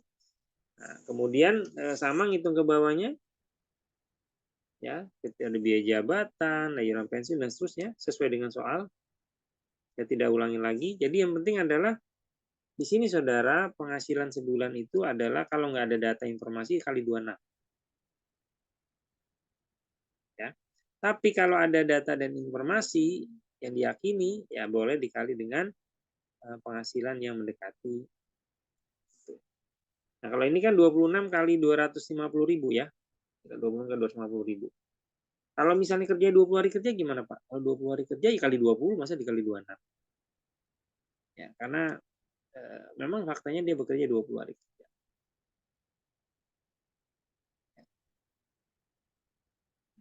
Tapi di sini susahnya apa? Karena gaji harian, mau dipotong harian belum tahu nanti akan kena berapa ya kan? Namanya gaji harian kan nggak ketahuan. Nanti bulan ini dia akan bekerja maksimal atau tidak. Nah kalau dalam case seperti ini, mau nggak mau kita harus menghitung dengan dasar 26 hari kerja. Jadi kita istilahnya stelsel anggapan. Kita menganggap bahwa yang bersangkutan akan bekerja sampai akhir bulan sebanyak 26 hari kerja. Makanya ditungguin. 26 kali sekian. Ya. Oke, jadi begitu ya saudara ya. Nah, ketemu tuh nanti berapa sih PPA terutangnya? Kita lanjut Mas, silakan ke slide berikutnya.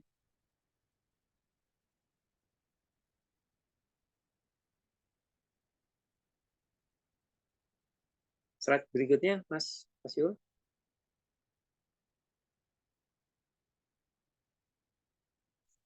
Mas Yul. Monggo Mas, dilanjutkan ke slide berikutnya. Ya. Nah, kemudian dikali 12 ya, 71.156.700. PTKP-nya 63 juta setelah disetahunkan 63 kan itu ya, apple to apple. Nah, PKP-nya setahun ada 8.186 kalikan 5%, ketemunya 407. Sebulannya dibagi 12 dulu, 33. 33 ini dibagi lagi 26 hari kerja, berarti satu hari kerjanya 1.307. Nah, itu. Jadi potongannya Rp1.307 untuk tadi berapa per harinya?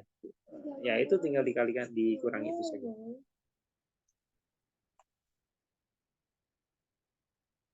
Jelas ya saudara ya? Baik lanjut, kalau nggak ada pertanyaan, kalau mau ada pertanyaan langsung aja saya dipotong ya, nggak masalah. Lanjut Mas. Nah baik kita lanjut sekarang ke soal yang berikutnya di sini Pak Reto. Oke. Yang Reto ini saudara melanjutkan Reto yang soal pertama. Tapi di sini Pak Reto ada unsur tambahan penghasilan yang sifatnya rutin mundur ke belakang. Bisa dihitung mundur uang rapel gitu ya karena dia berhak. Jadi uang rapel gini. Kita ini terutama kalau di pegawai negeri sipil ada, mungkin di swasta juga ada. Jadi seorang karyawan udah bekerja dari Januari, Februari digaji seperti biasa, ya. Kemudian dia berprestasi oleh pimpinannya diusulkan untuk dinaikkan gajinya. Tapi dinaikkan gaji bukan saat dia diajak waktu dia pertama terima gaji ya pertama nggak tahu ya gitu ya. Tapi kemudian dikeluarkan SK di bulan apa, misalnya di bulan April Mei. Jadi awal tahun tetap dipotong seperti biasa. Nah, di SK tersebut kenaikan pangkat atau kenaikan gaji tadi itu disebutkan berlakunya tidak hanya pada saat surat itu, tapi juga mundur ke belakang. Biasanya begitu. Jadi mulai dari Januari. Nah, karena dihitung dari awal, berarti kan ada selisih. Karena mungkin gaji awalnya sekian, dinaikkan mulai bulan April misalnya dengan gaji yang lebih tinggi, tapi berlaku surut. Nah, permasalahannya bagaimana ngitung PPh-nya. Oke, seperti itu. Ya. Karena nanti uang rapelnya kekurangannya kan misalnya bulan Januari kekurangannya 100.000, jangan Februari. Kalau di total kan totalnya jadi besar. Nah, pembayaran uang ganti kepada itulah yang nanti istilahnya rapel ya, uang rapelnya itu ya. Uang pengganti karena dia sudah bekerja dan berhak sejak Januari tapi baru dibayar sebagian. Oke, kita contoh di sini ya, langsungnya ke soal. Jadi ini bulan Juni ya, dia contoh pertama, Januari tadi sudah ada itu contoh pertama. Sekarang dia Pak Reto itu pada bulan Juni pertengahan tahun menerima kenaikan gaji menjadi 6.750.000. Ya dulunya nggak tahu, sebelumnya 5 juta sekian ya di soal nomor 1 tadi. Ya, dan berlaku surut sejak 1 Januari. Nah, ini kan berlaku surut. Jadi bisa misalnya gajinya sebelumnya 10 juta. 10 juta terus dibayar. Kemudian karena naik rajin oleh perusahaan dikasih, udah mundur 6 bulan ke belakang, gaji naik jadi 50% lebih tinggi misalnya. Seperti kayak gitu ya. Nah, kenaikan 50% lebih tinggi itu kan berdampak karena yang sebelumnya kita hanya motong lebih kecil gitu. Nah, itu kira-kira ide. Nah, di sini dikatakan Reto jadi 6 juta. Cara ngitungnya gimana sih kalau ada rapor kayak gitu? Ya kita ngitung sebagaimana biasa gitu. Misalnya sekarang udah naik jadi 6 juta karena dan itu berlaku surut, ya kita kali aja 6.750 kali kali 5% di sini ya. Ketemunya 337.500. Iuran pensiun yang dibayar oleh si karyawan 200.000. Sama nih seterusnya ke bawah. Kemudian ada penghasilan itu sebulan, PTKP ya, terus sampai ke bawah. Ya, kita lihat di situ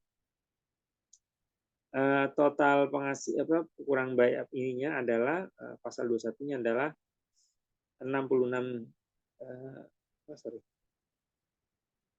ini oke Reto ya, ini benar. Jadi kita ngitung ulang lagi dengan angka hitungan yang baru sesuai dengan gaji barunya, dan yang hitungan-hitungan bawahnya mengikuti misalnya ya biaya jabatan kan 5% dari 6.750 ya turun naik ya, berarti karena naik itunya kan penghasilan gajinya. Kemudian ada lagi yang berubah adalah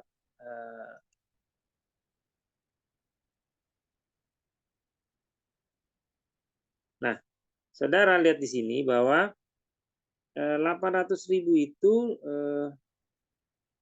802.500 ini ya, saudara, di halaman berikutnya itu adalah PPh terutang toh. PPh terutang 802 ini dibagi 12 kan, karena sebulannya mau tahu berapa? Sebulannya 66.875 ya. Nah, berarti saudara, kalau 1 Juni dinaikkan dan berlaku surut, oke, maka sebenarnya PPh pasal 21 Januari sampai Mei, Januari 5 bulan pertama itu berapa seharusnya? Ya, seharusnya adalah 5 kali ini, 66.875.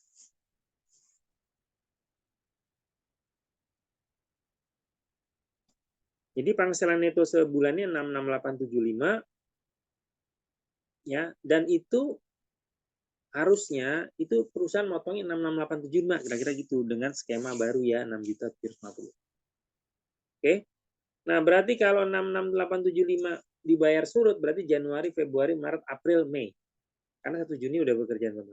Nah, itu berarti berapa 5 kali 66.875? Ketemunya adalah 334.375. Itu dengan skema baru. Padahal skema lama kita lihat waktu soal nomor 1 Pareto itu per bulannya hanya 19.375. Berarti 5 kali 19.375 berapa?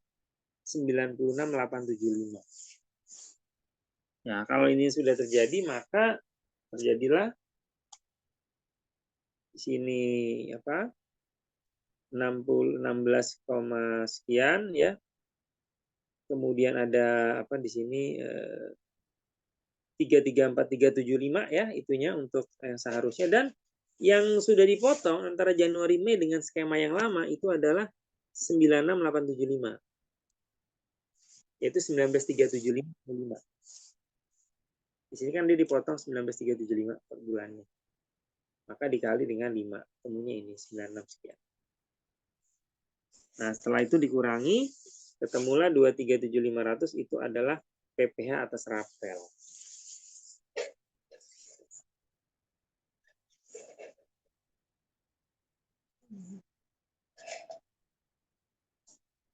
Oke, jelas ya saudara ya. Jadi rapel sifatnya gitu. Caranya gampang. Rapel itu hanya menghitung ulang kembali dengan angka yang baru. Itu aja. Jadi kalau saudara nanti bekerja di perusahaan, tiap bulan kita potong dari gaji 10 juta. 10 juta, 10 juta kita potong, kita hitungin PPh terutangnya, udah kita store. Kemudian perusahaan direksi memutuskan, si A tadi naikin gajinya jangan 10 juta, 15 juta. Hebat prestasinya gitu ya. Tapi mulai Januari, jangan mulai bulan Juni saja. Ya udah, nanti berarti kita harus membayar ekstra kenaikan bonusnya setiap bulan sampai batas yang ditentukan. Ya, berarti kan ada tambahan penghasilan. Nah, untuk rapel, apa yang nilai yang baru, hitungan baru, kita hitung berapa PPh terutangnya, dikali 5 bulan, kurangi dengan apa namanya hitungan awalnya yang kita potong waktu kita nggak ngerti. Awalnya kita nggak ngerti kan, karena akan ada kenaikan gaji itu. Kita potong aja dengan 10 juta, 10 juta, 10 juta, ketemunya berapa, itu kita total berapa. Nah, di sini totalnya Januari, Mei 2016 sebelumnya sudah dihitung di soal pertama adalah 96.875. Jadi selisihnya ada 237.500, itu adalah PPh atas rapel 5 juta yang dia terima. Karena sebelumnya seingat saya Pareto 5.750 satu hari menjadi 6.750, ini naik sejuta kan. Nah, naik sejuta itu kali 5 bulan berarti 5 juta. Kalau gitu dari 5 juta tadi potongannya 237.500.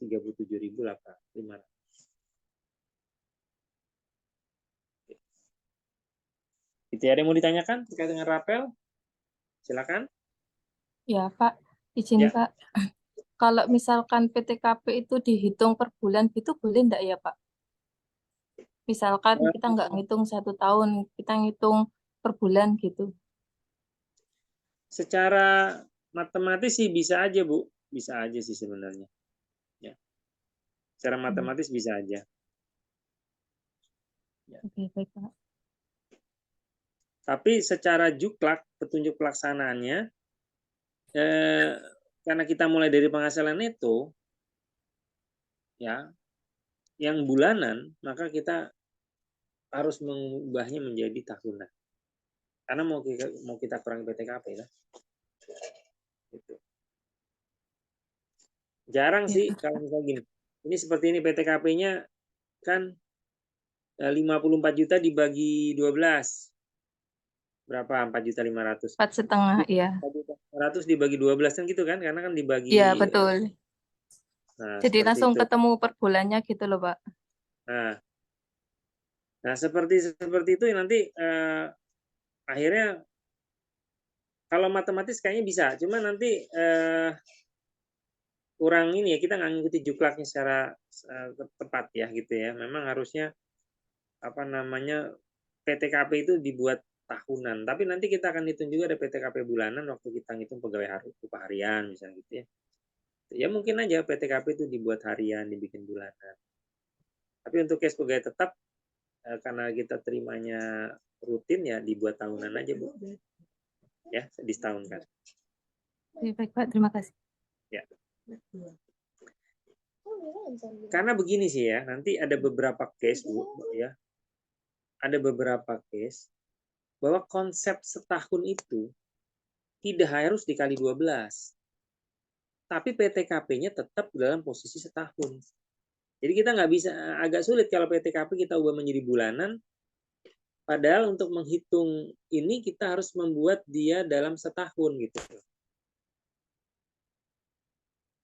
Ya, contoh nanti ya, misalnya pegawai ada yang bekerja di tengah tahun, itu ada yang penghasilan cuma 5 bulan atau 6 bulan, itu dianggap penghasilan setahun. Ya, maka bisa dikurangi dengan PTKP yang setahun penuh. Kan PTKP itu saat Januari sampai Desember 12 bulan, tapi ada penghasilan cuma 9 bulan. Tapi itu dianggap setahun. Boleh dikurangi dengan PTKP full setahun. Nanti kalau PTKP kita ubah menjadi bulanan, maka yang 9 bulan yang tidak full ini bagaimana cara mengubahnya juga? Itu menjadi kesulitan tersendiri. Oke, kita lanjut ke case berikutnya. Mas, tolong dilanjutkan. Oke, sekarang kita masuk pegawai tetap yang mendapat penghasilan yang sifatnya tidak rutin. Nah, ini tidak rutin ini. Kayak bonus, THR, dan sejenisnya. Bonus itu nggak rutin kalau menurut Juklak itu masuk nggak rutin. Hampir setiap tahun saya terima Pak bonus. Ya karena kebetulan perusahaan memang lagi terus-terusan bagus ya. Tapi kalau lagi pandemi atau pas lagi kondisi depresi perusahaan agak perekonomian bisa aja nggak dikasih bonus kan karena nggak ada uang juga. Nah berarti bonusnya sesuatu yang sifatnya tidak pasti, tidak wajib. Bahkan dalam kondisi ekstrim jangankan bonus, gaji aja yang wajib dibayar kadang-kadang terlambat atau tidak dapat. Nah kira-kira gitu ya. Makanya bonus wajar kalau dianggap sebagai penghasilan yang sifatnya tidak teratur, bukan rutin. THR juga sama. THR sebenarnya wajib diberikan pengusaha atau setiap tahun. Jadi harusnya rutin juga dong karena diberikan setiap tahun. Tapi di petunjuk pelaksanaan THR itu masuk kategori penghasilan tidak rutin. Ya karena memang meskipun diwajibkan, tetapi kan apa rutin dapat kalau perusahaan lagi pas-pasan mungkin juga THR-nya nggak bisa dibayar juga kan gitu ya. Karena banyak kan case-case seperti itu. Tapi kalau gaji, upah, kan itu wajib harus didahulukan. Nah, sekarang saudara, kuncinya adalah untuk soal seperti ini adalah kita menyamakan kurun waktunya untuk penghasilan gaji bulanan dan penghasilan bulanan tadi menjadi penghasilan tahunan. Karena bonus THR dan sejenis secara tidak rutin dan itu sifatnya tahunan. Ya, sekali lagi ya, bonus THR dan sejenisnya yang bentuknya seperti itu dianggap penerimaan yang tidak rutin dan diterima setahun sekali. Jadi tahunan sifat. Nah, saudara perhatikan di sini di soalnya. Sanaya Akila ini belum kawin. Dia punya penghasilan 5.500.000 ya kan? 5 juta maaf. Gaji 5 juta sebulan, kemudian ada macam-macam ya seperti biasa premi dan seterusnya yang dibayar oleh Akila. Kemudian tapi dia memperoleh bonus sebesar 6 juta. Mendapatkan bonus 6 juta. Ya. Oke ya, jadi gaji 5 juta, bonus 6 juta. Nah, saudara lihat pengerjaannya gimana. Ketika kita melihat ada bonus, maka penghasilan brutonya itu gajinya itu kan bulanan 5 juta. Padahal bonus dianggap penghasilan tahunan. Maka untuk membuat dia sama, maka gaji itu harus dikali 12 dulu di sini. Jadi pengalian 12-nya itu bukan di penghasilan neto, tapi langsung di penghasilan brutonya. Jadi gaji dikali 12. 60 juta, ya kan 5 kali 12. Kemudian bonusnya 6 juta. Nah, bonus 6 juta nggak dikali 12. Ya karena bonus tadi dianggap penghasilan tahunan. Jadi 6 juta aja ditulis gitu ya. Jelas ya? Untuk apa namanya bonusnya. Kemudian premi jaminan kecelakaan kerja, jaminan kematian itu ada yang menghitung kan? Ada yang 1% ya kayak gitu ya. 0,3%. Nah, itu dihitung saja dan dikali 12. Karena semuanya hitungannya adalah per tahun setahun. Jadi total penghasilan bruto setahunnya adalah 66.780.000 rupiah. Itu brutonya. Ya, coba lanjut Mas.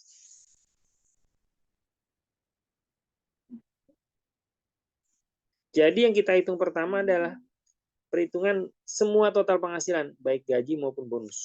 Saya gabung jadi satu, hitungnya seperti apa. Ya seperti ini, kita gabung semuanya, ketemulah 66.750. Monggo dilanjut Mas ke halaman berikutnya. Nah, makasih. Kemudian dikurangi biaya jabatan ya, seperti biasa ada iuran pensiun.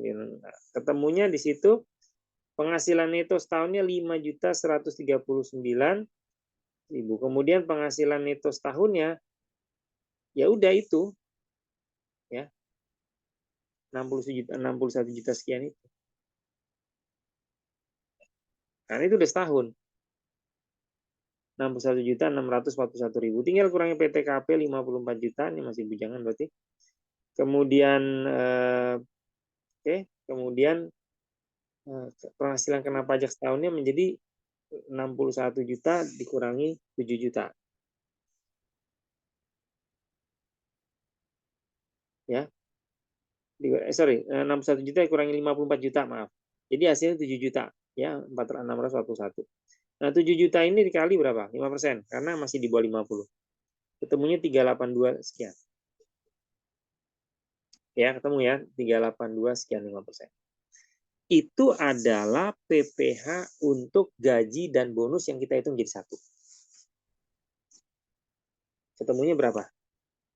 382,050 ya, PPh terutama. Sekarang saudara, ini nggak selesai karena kita pertanyaannya berapa sih bonus yang dibayar? Bonus yang dibayar PP atas bonus kita belum tahu karena kita bayarnya rutin saja ya, yang di luar bonus. Nah, kemudian untuk menghitung PPh-nya, maka kita harus membuat perhitungan kedua, yaitu menghitung PPh 21 atas gaji setahun tanpa ditambahkan bonus. Oke, kita hitung di sini sama seperti tadi.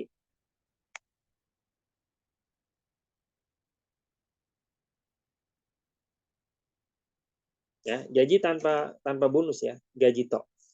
Nah, ketemu di situ saudara hitung di sini gaji tok, ketemunya adalah PKP kemudian PPh terutangnya adalah ini 5% kali 1.941.000. Ketemunya berapa? 97,0 sekian. 050. Jadi saudara, kalau pakai gaji bonus itu 232,5 di atas ya. 382,050. Kalau nggak pakai bonus itu 97.000. Selisihnya berapa? Coba pindah Mas ke halaman berikutnya.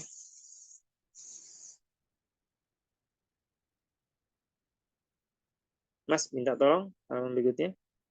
Sudah ya? Nah ya. Jadi saudara, kalau penghasil hitungan PPh atas gaji plus bonus itu 382,050 tadi. Tapi kalau kita hitung PPh 21 hanya dari gaji saja dan bonusnya tidak dibantu untuk dihitungkan, itu 97,050. Maka selisihnya itu adalah 285.000.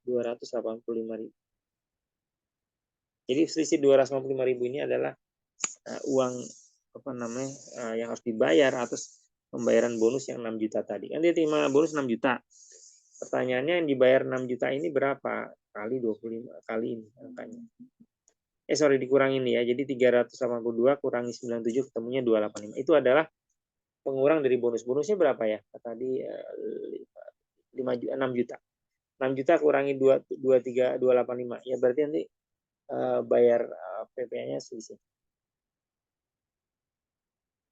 Gitu ya. Oke. Jadi kalau ada bonus memang dihitung terpisah karena memang spesial. Ya, ada bonus ya. Oke, kalau nggak ada lanjut, Mas. Nah, kita udah mulai masuk yang banyak juga terjadi di perusahaan. Jadi, pegawai tetap mulai atau berhenti kerja dalam tahun berjalan.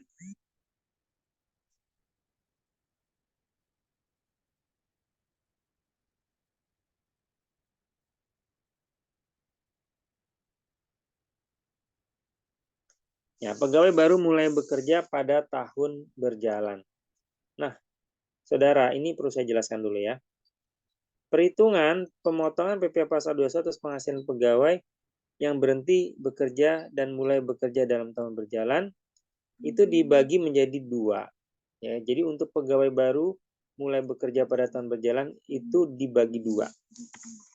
Yang pertama adalah perhitungan pasal 21 atas penghasilan pegawai yang kewajiban pajak subjektifnya sebagai subjek pajak dalam negeri sudah ada sejak awal tahun kalender tetapi baru bekerja pada pertengahan tahun.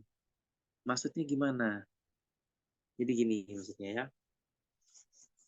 Karyawan yang bekerja di tengah tahun atau mulai bukan 1 Januari, ya kerjanya mungkin masuk di perusahaan bulan Maret, ya masuk di perusahaan bulan Juni, ya kan? Mungkin saja karena nggak harus dari awal tahun kan. Nah, untuk yang mulai bekerja di awal tahun ini ada klausul tambahan bahwa kita sebagai pemberi kerja harus melihat apakah si karyawan baru ini 1 Januari itu sudah punya kewajiban pajak subjektif nggak sebagai subjek pajak dalam negeri. Artinya kita harus menentukan si karyawan baru ini 1 Januari udah jadi subjek pajak dalam negeri nggak? Kita bisa melihat dari indikasi-indikasinya gitu ya. Pertama, kalau dia punya KTP Surabaya, kemudian dia mungkin sebelumnya fresh graduate, sekolah di Surabaya, mungkin dari kampus-kampus di Surabaya, kita bisa lihat kan fresh graduate. Lulus bulan November tahun lalu. Berarti dia sudah pasti dia selama setahun lebih berada di Indonesia kan? Ya, berarti dia adalah subjek pajak dalam negeri. Jadi per 1 Januari kita bisa memastikan dia adalah subjek pajak dalam negeri. KTP-nya juga Surabaya, paspornya Surabaya. Bahkan di paspornya tidak dicek, tidak ada tanda kalau dia pergi ke luar negeri selama berbulan-bulan nggak ada. Nah, itu sudah memastikan bahwa dia kewajiban pajak subjeknya itu sudah ada sejak awal. Nah, kemudian kalau ada karyawan lain datang, misalnya Mr. John dari Australia, kerja di negara kita, datang ngelamar ke perusahaan kita. Nah, di tengah-tengah tahun, kita harus memastikan ini si Tuan John, Mr. John ini kewajiban pajak subjektif sudah ada atau tidak di 1 Januari. Kita lihat, oh ternyata dari data imigrasi, paspor yang dicap itu, dia masuknya baru di pertengahan tahun. Berarti 1 Januari dia belum ada di Indonesia. Artinya kewajiban pajak subjektifnya belum ada. Nah, untuk 2 jenis karyawan yang seperti ini ngitungnya berbeda. Meskipun keduanya sama-sama masuk di pertengahan tahun. Nah, itu yang kita perlu lihat ya. Nah, yang pertama contohnya adalah yang kewajiban pajak subjektifnya ada di awal sudah ada sejak awal tahun. Oke, kita lihat yang pertama. Contohnya adalah Pak Suwondo. Dari namanya sih nama orang subjek pajak dalam negeri ya, Suwondo. Tapi nggak tahu juga sih, bisa saya Suwondo kelahiran Kanada. Ya bisa aja kan. Lahir besar di sana. Diajak ngomong Jawa juga nggak ngerti. Kebetulan Suwondo bapaknya orang namanya aja dia ngetren gitu. Kerennya nama Suwondo. Ternyata wajahnya bule segala macam. Tapi ada juga saya pernah ketemu satu keluarga orang Indonesia. Anaknya namanya nama Indonesia, tapi nggak bisa bahasa Indonesia sama sekali. Bisanya bahasa Jepang terus. Karena orang tuanya nggak ngajarin bahasa Indonesia. Padahal orang tua orang Indonesia. Ya kalau kayak gitu, wajahnya wajah kita orang Indonesia, tapi bahasanya bahasa Jepang terus. Nah itu memang kadang-kadang dengan seperti saya sampaikan di awal, dengan mutasi penduduk yang luar biasa. Mutasi penduduk bukan antar kota, antar provinsi, antar negara. Jadi kadang-kadang kita harus menentukan kewajiban pajak subjektif itu harus hati-hati gitu ya. Melihat dokumen-dokumen lah ya pendukung. Nah, Pak Suwondo ini bekerja pada PT Siang Malam. Ya, ini PT Siang Malam ini adalah perusahaan gabungan Cina dan Indonesia mungkin ya. Siang Malam. PX soal ini nggak pakai S. Sebagai pegawai tetap sejak 1 September. Nah, dia kerjanya nggak di awal tahun, toh? 1 September. Oke, baru aja dia, tapi 2016. Suwondo menikah tetapi belum punya anak. Gaji sebulannya adalah 15.500.000. Bayar iuran pensiun di berapa di situ? 150.000. Oke, kemudian kita ngitung pasal 21. Oke. Nah, sekarang pertanyaan nih, bulan September dia gaji, pas kita kasih gaji 1 September, nanti akhir September mau kita potong PPh-nya, kita potong berapa? Kan kita gitu ya. Nah, cara ngitungnya gini. Gaji sebulannya 15.500.000, terlihat di sini biaya jabatan 5%, tapi maksimal hanya boleh 500.000. Iuran pensiunnya tadi dia bayar 150.000, berarti 650, total pengurang penghasilan netonya 14.850. Ini kuncinya di sini. Kuncinya di sini. Jadi ketika saudara ketemu penghasilan itu sebulan, ini tadi saya sampaikan ya pertanyaan Ibu yang sebelumnya. Kalau misalnya PTKP-nya yang kita bikin bulanan ya bisa saja, tapi mungkin akan agak sulitan kalau bisa seperti ini. Karena justru yang menjadi semuanya mengacu ke PTKP, PTKP tetap dipertahankan setahun karena di sini saudara, ketika kewajiban pajak subjektif sudah ada sejak awal tahun, maka penyetahunannya itu tidak dikali 12. Ya, tapi dikali dengan jumlah bulan yang tersisa. Jadi dia bekerja 1 September kan, berarti September, Oktober, November, Desember 4 bulan. Jadi kita menghitung 4 kali 14.850 saja. 59.400 tidak dikali 12. Nah ini perbedaan di sini.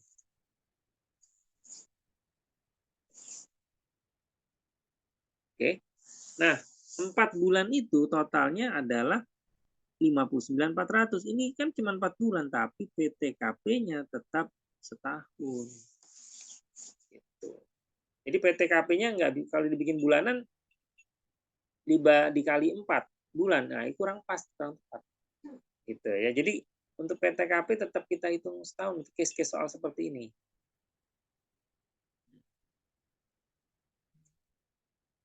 Karena tidak apple to apple purchase seperti saya bilang, tetapi itu dianggap oleh Juklak ini 4 bulan itu pun dianggap bagian dari setahun, sehingga dia berhak untuk mendapatkan PTKP full. Padahal PTKP kan 12 bulan, tapi di sini dianggap oke, nggak masalah, dia sebagai pengurang untuk yang pendapatan cuma 4 bulan. Karena dia kewajiban pajak subjektif sudah ada sejak awal tahun. Tapi tadi Mr. John yang saya contohkan, orang Australia tadi, bisa saja dia kewajiban pajak subjektifnya sudah ada sejak awal sejak awal tahun. Kok bisa Pak? Dia kan orang asing. Bisa saja, siapa tahu Mr. John sudah lama, udah tinggal di Indonesia 2 tahun. Ya, pindah-pindah kerja. Tahun sebelumnya kerja di perusahaan lain. Tahun ini dia pindah ke perusahaan kita, ngelamar kerja. Berarti kan sebelumnya sudah jadi subjek pajak dalam negeri. Berarti 1 Januarinya udah subjek pajak dalam negeri, meskipun wajahnya wajah bule misalnya. Tapi ada juga yang memang baru datang di pertengahan tahun. Paham ya maksudnya? Gitu ya Bapak. Nah sekarang dengan 59 juta, kembali lagi ke ini, 4 bulan kali 14.850 ketemu 59.400, sedangkan PTKP-nya full 58.500, maka penghasilan kena pajaknya jadi kecil sekali, cuma 900.000. Nah, 900.000 dikali berapa? 5% ya cuma 45.000 1 bulan. 4 bulan, Pak. 45.000 itu 4 bulan. Sehingga kalau 1 bulannya dibagi 4, 45.000 dibagi 4 berarti 11.250. Jadi Bapak Ibu sekalian, Pak Suwondo potongan kecil sekali karena dengan gaji 15.500.000 dia hanya dipotong 11.250 rupiah. Jelas ya? Ada yang mau ditanyakan?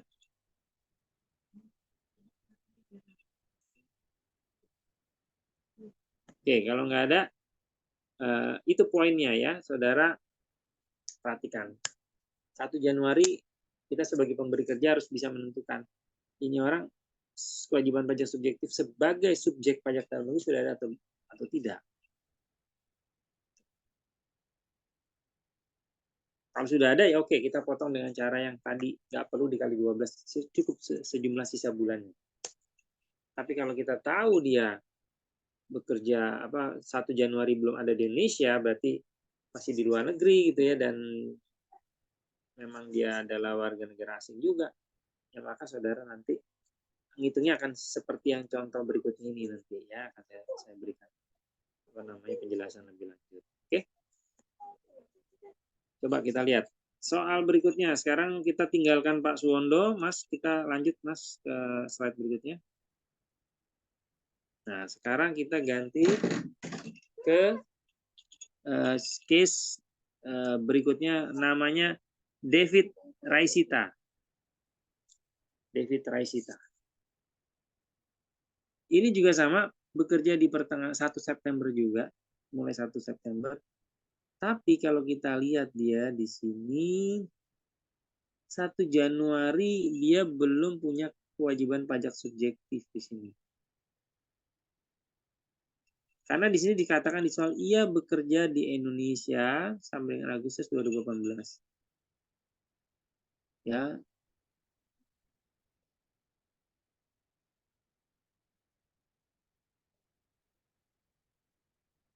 Nah, jadi si Pak David Resita ini baru masuk 1 September. Mau kerja sampai Agustus 2018, terikat kontrak. Tapi sebelumnya dia berada di negaranya. Baru masuk sekarang. Jadi 1 Januari dia belum punya kewajiban pajak subjektif sebagai subjek pajak dalam negeri. Maka saudara di sini kita hitung gaji per bulannya 20 juta ya, sama sih hitungnya kalau itunya. Biaya jabatan 5%, maksimal 1 juta, maksimal 500.000 per bulan, maka kita ketemu 19.500 untuk netonya. Nah, di sini saudara, ketika kita ketemu penghasilan itu 19.500, ini bedanya dengan Pak Suwondo. Kalau Pak Suwondo dikali 4 bulan saja, kalau Pak David Resita dikali 4 bulan dulu, ketemunya 78 juta. Setelah ketemu 78 juta, disetahunkan dengan mengalikan dengan 12/4. 12/4 kali 78 juta kan jadinya 234 juta. Jadi penghasilannya Pak David Resita setahun dianggap 234 juta.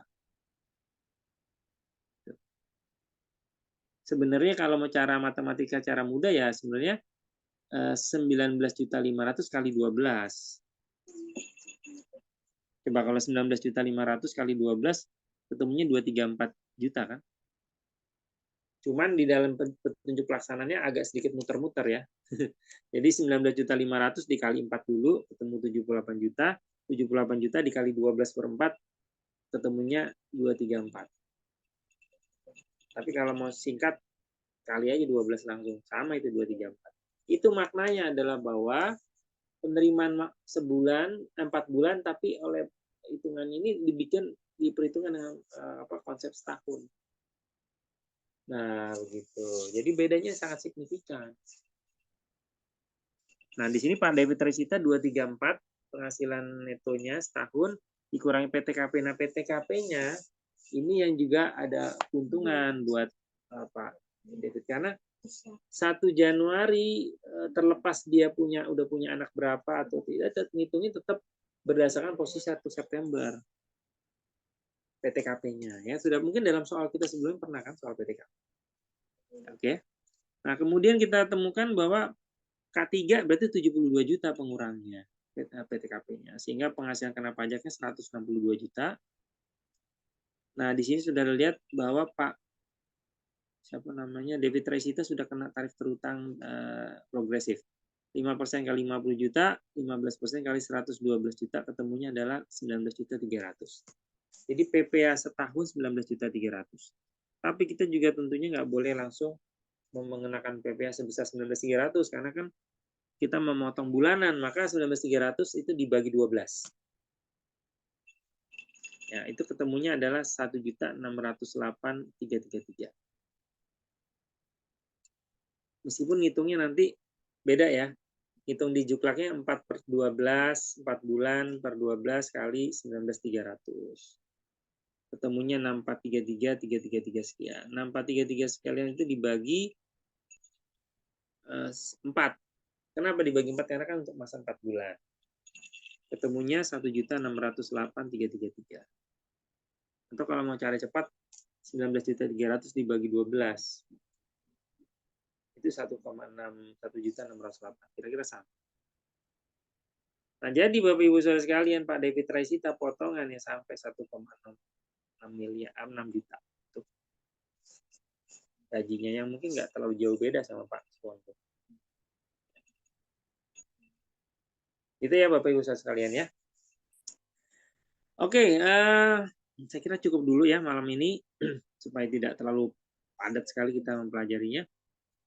Kita berhenti dulu di pegawai tetap yang mulai atau berhenti kerja di tahun berjalan, tapi kita baru masuk ke yang mulai bekerja di pertengahan tahun. Baik yang kewajiban pajak subjektifnya ada, maupun yang tidak ada sebagai subjek pajak dalam negeri. Nah, nanti Ini pada slide berapa ini? Oke, nah ini tolong ditandai Mas ya. Nah, nanti kita berhenti di sini, kita lanjut besok minggu depan untuk yang berhenti bekerjanya. Nah, yang berhenti bekerja juga dibagi dua. Yang berhenti bekerja, setelah berhenti bekerja, kewajiban pajak subjektif sebagai subjek pajak dalam negeri itu masih ada. Dan ada yang kedua, kewajiban pajak subjektif ini sebagai subjek pajak dalam negeri hilang. Nah, itu juga nanti cara ngitungnya beda. Kalau yang masih ada itu maksudnya dia nggak pindah ke negara lain, masih di Indonesia, tapi kalau yang hilang itu dia pindah kembali ke negaranya sehingga kehilangan kewajiban pajak subjektif dalam negerinya atau meninggal dunia. Nah, itu cara ngitung nanti begitu. Ya, silakan nanti dibaca dulu, monggo. Nanti akan saya jelaskan pada pertemuan berikutnya. Saya kira demikian ya Bapak Ibu Saudara sekalian. Terima kasih atas atensinya, pertanyaan-pertanyaannya dan keaktifannya. Saya sangat appreciate. Mudah-mudahan pada pertemuan berikutnya akan lebih seru dan lebih ramai lagi ya, banyak pertanyaan-pertanyaan. Sekali lagi saya mohon maaf jika dalam penyampaian ada yang kurang berkenan. Mohon maaf saya tidak pakai kamera karena keterbatasan sarana, sebetulnya laptop saya sedang bermasalah ya. Nah, jadi penting suara saya terdengar dengan jelas ya. Terima kasih, tolong dipelajari dan mohon maaf jika penyampaian kurang berkenan. Tetap semangat dalam belajar dan selamat beristirahat. Saya akhiri, bila taufiq wal hidayah. Assalamualaikum warahmatullahi wabarakatuh. Saya kembalikan kepada Mas Fasil. Monggo Mas, silakan. Waalaikumsalam warahmatullahi wabarakatuh. Terima kasih banyak Pak Tommy untuk penyampaian materi PPh pemotongan pemungutan pada malam hari ini. Semoga apa yang disampaikan oleh Pak Tommy dapat diterima dan diterapkan dengan baik oleh Bapak Ibu staf Brevet. Saya juga ucapkan terima kasih kepada Bapak Ibu staf Brevet AB Reguler Angkatan 218 yang sudah mengikuti materi pada malam hari ini. Kita agendakan bertemu pada hari Senin untuk lanjutan PPh pemotongan pemungutan. Baik, langsung saja untuk kelas hari ini. Kurang lebihnya kami mohon maaf, saya izin akhiri. Wassalamualaikum warahmatullahi wabarakatuh. Selamat malam, selamat beristirahat. Terima kasih banyak Pak Tommy. Waalaikumsalam warahmatullahi wabarakatuh. Terima kasih Mas. Iya Pak.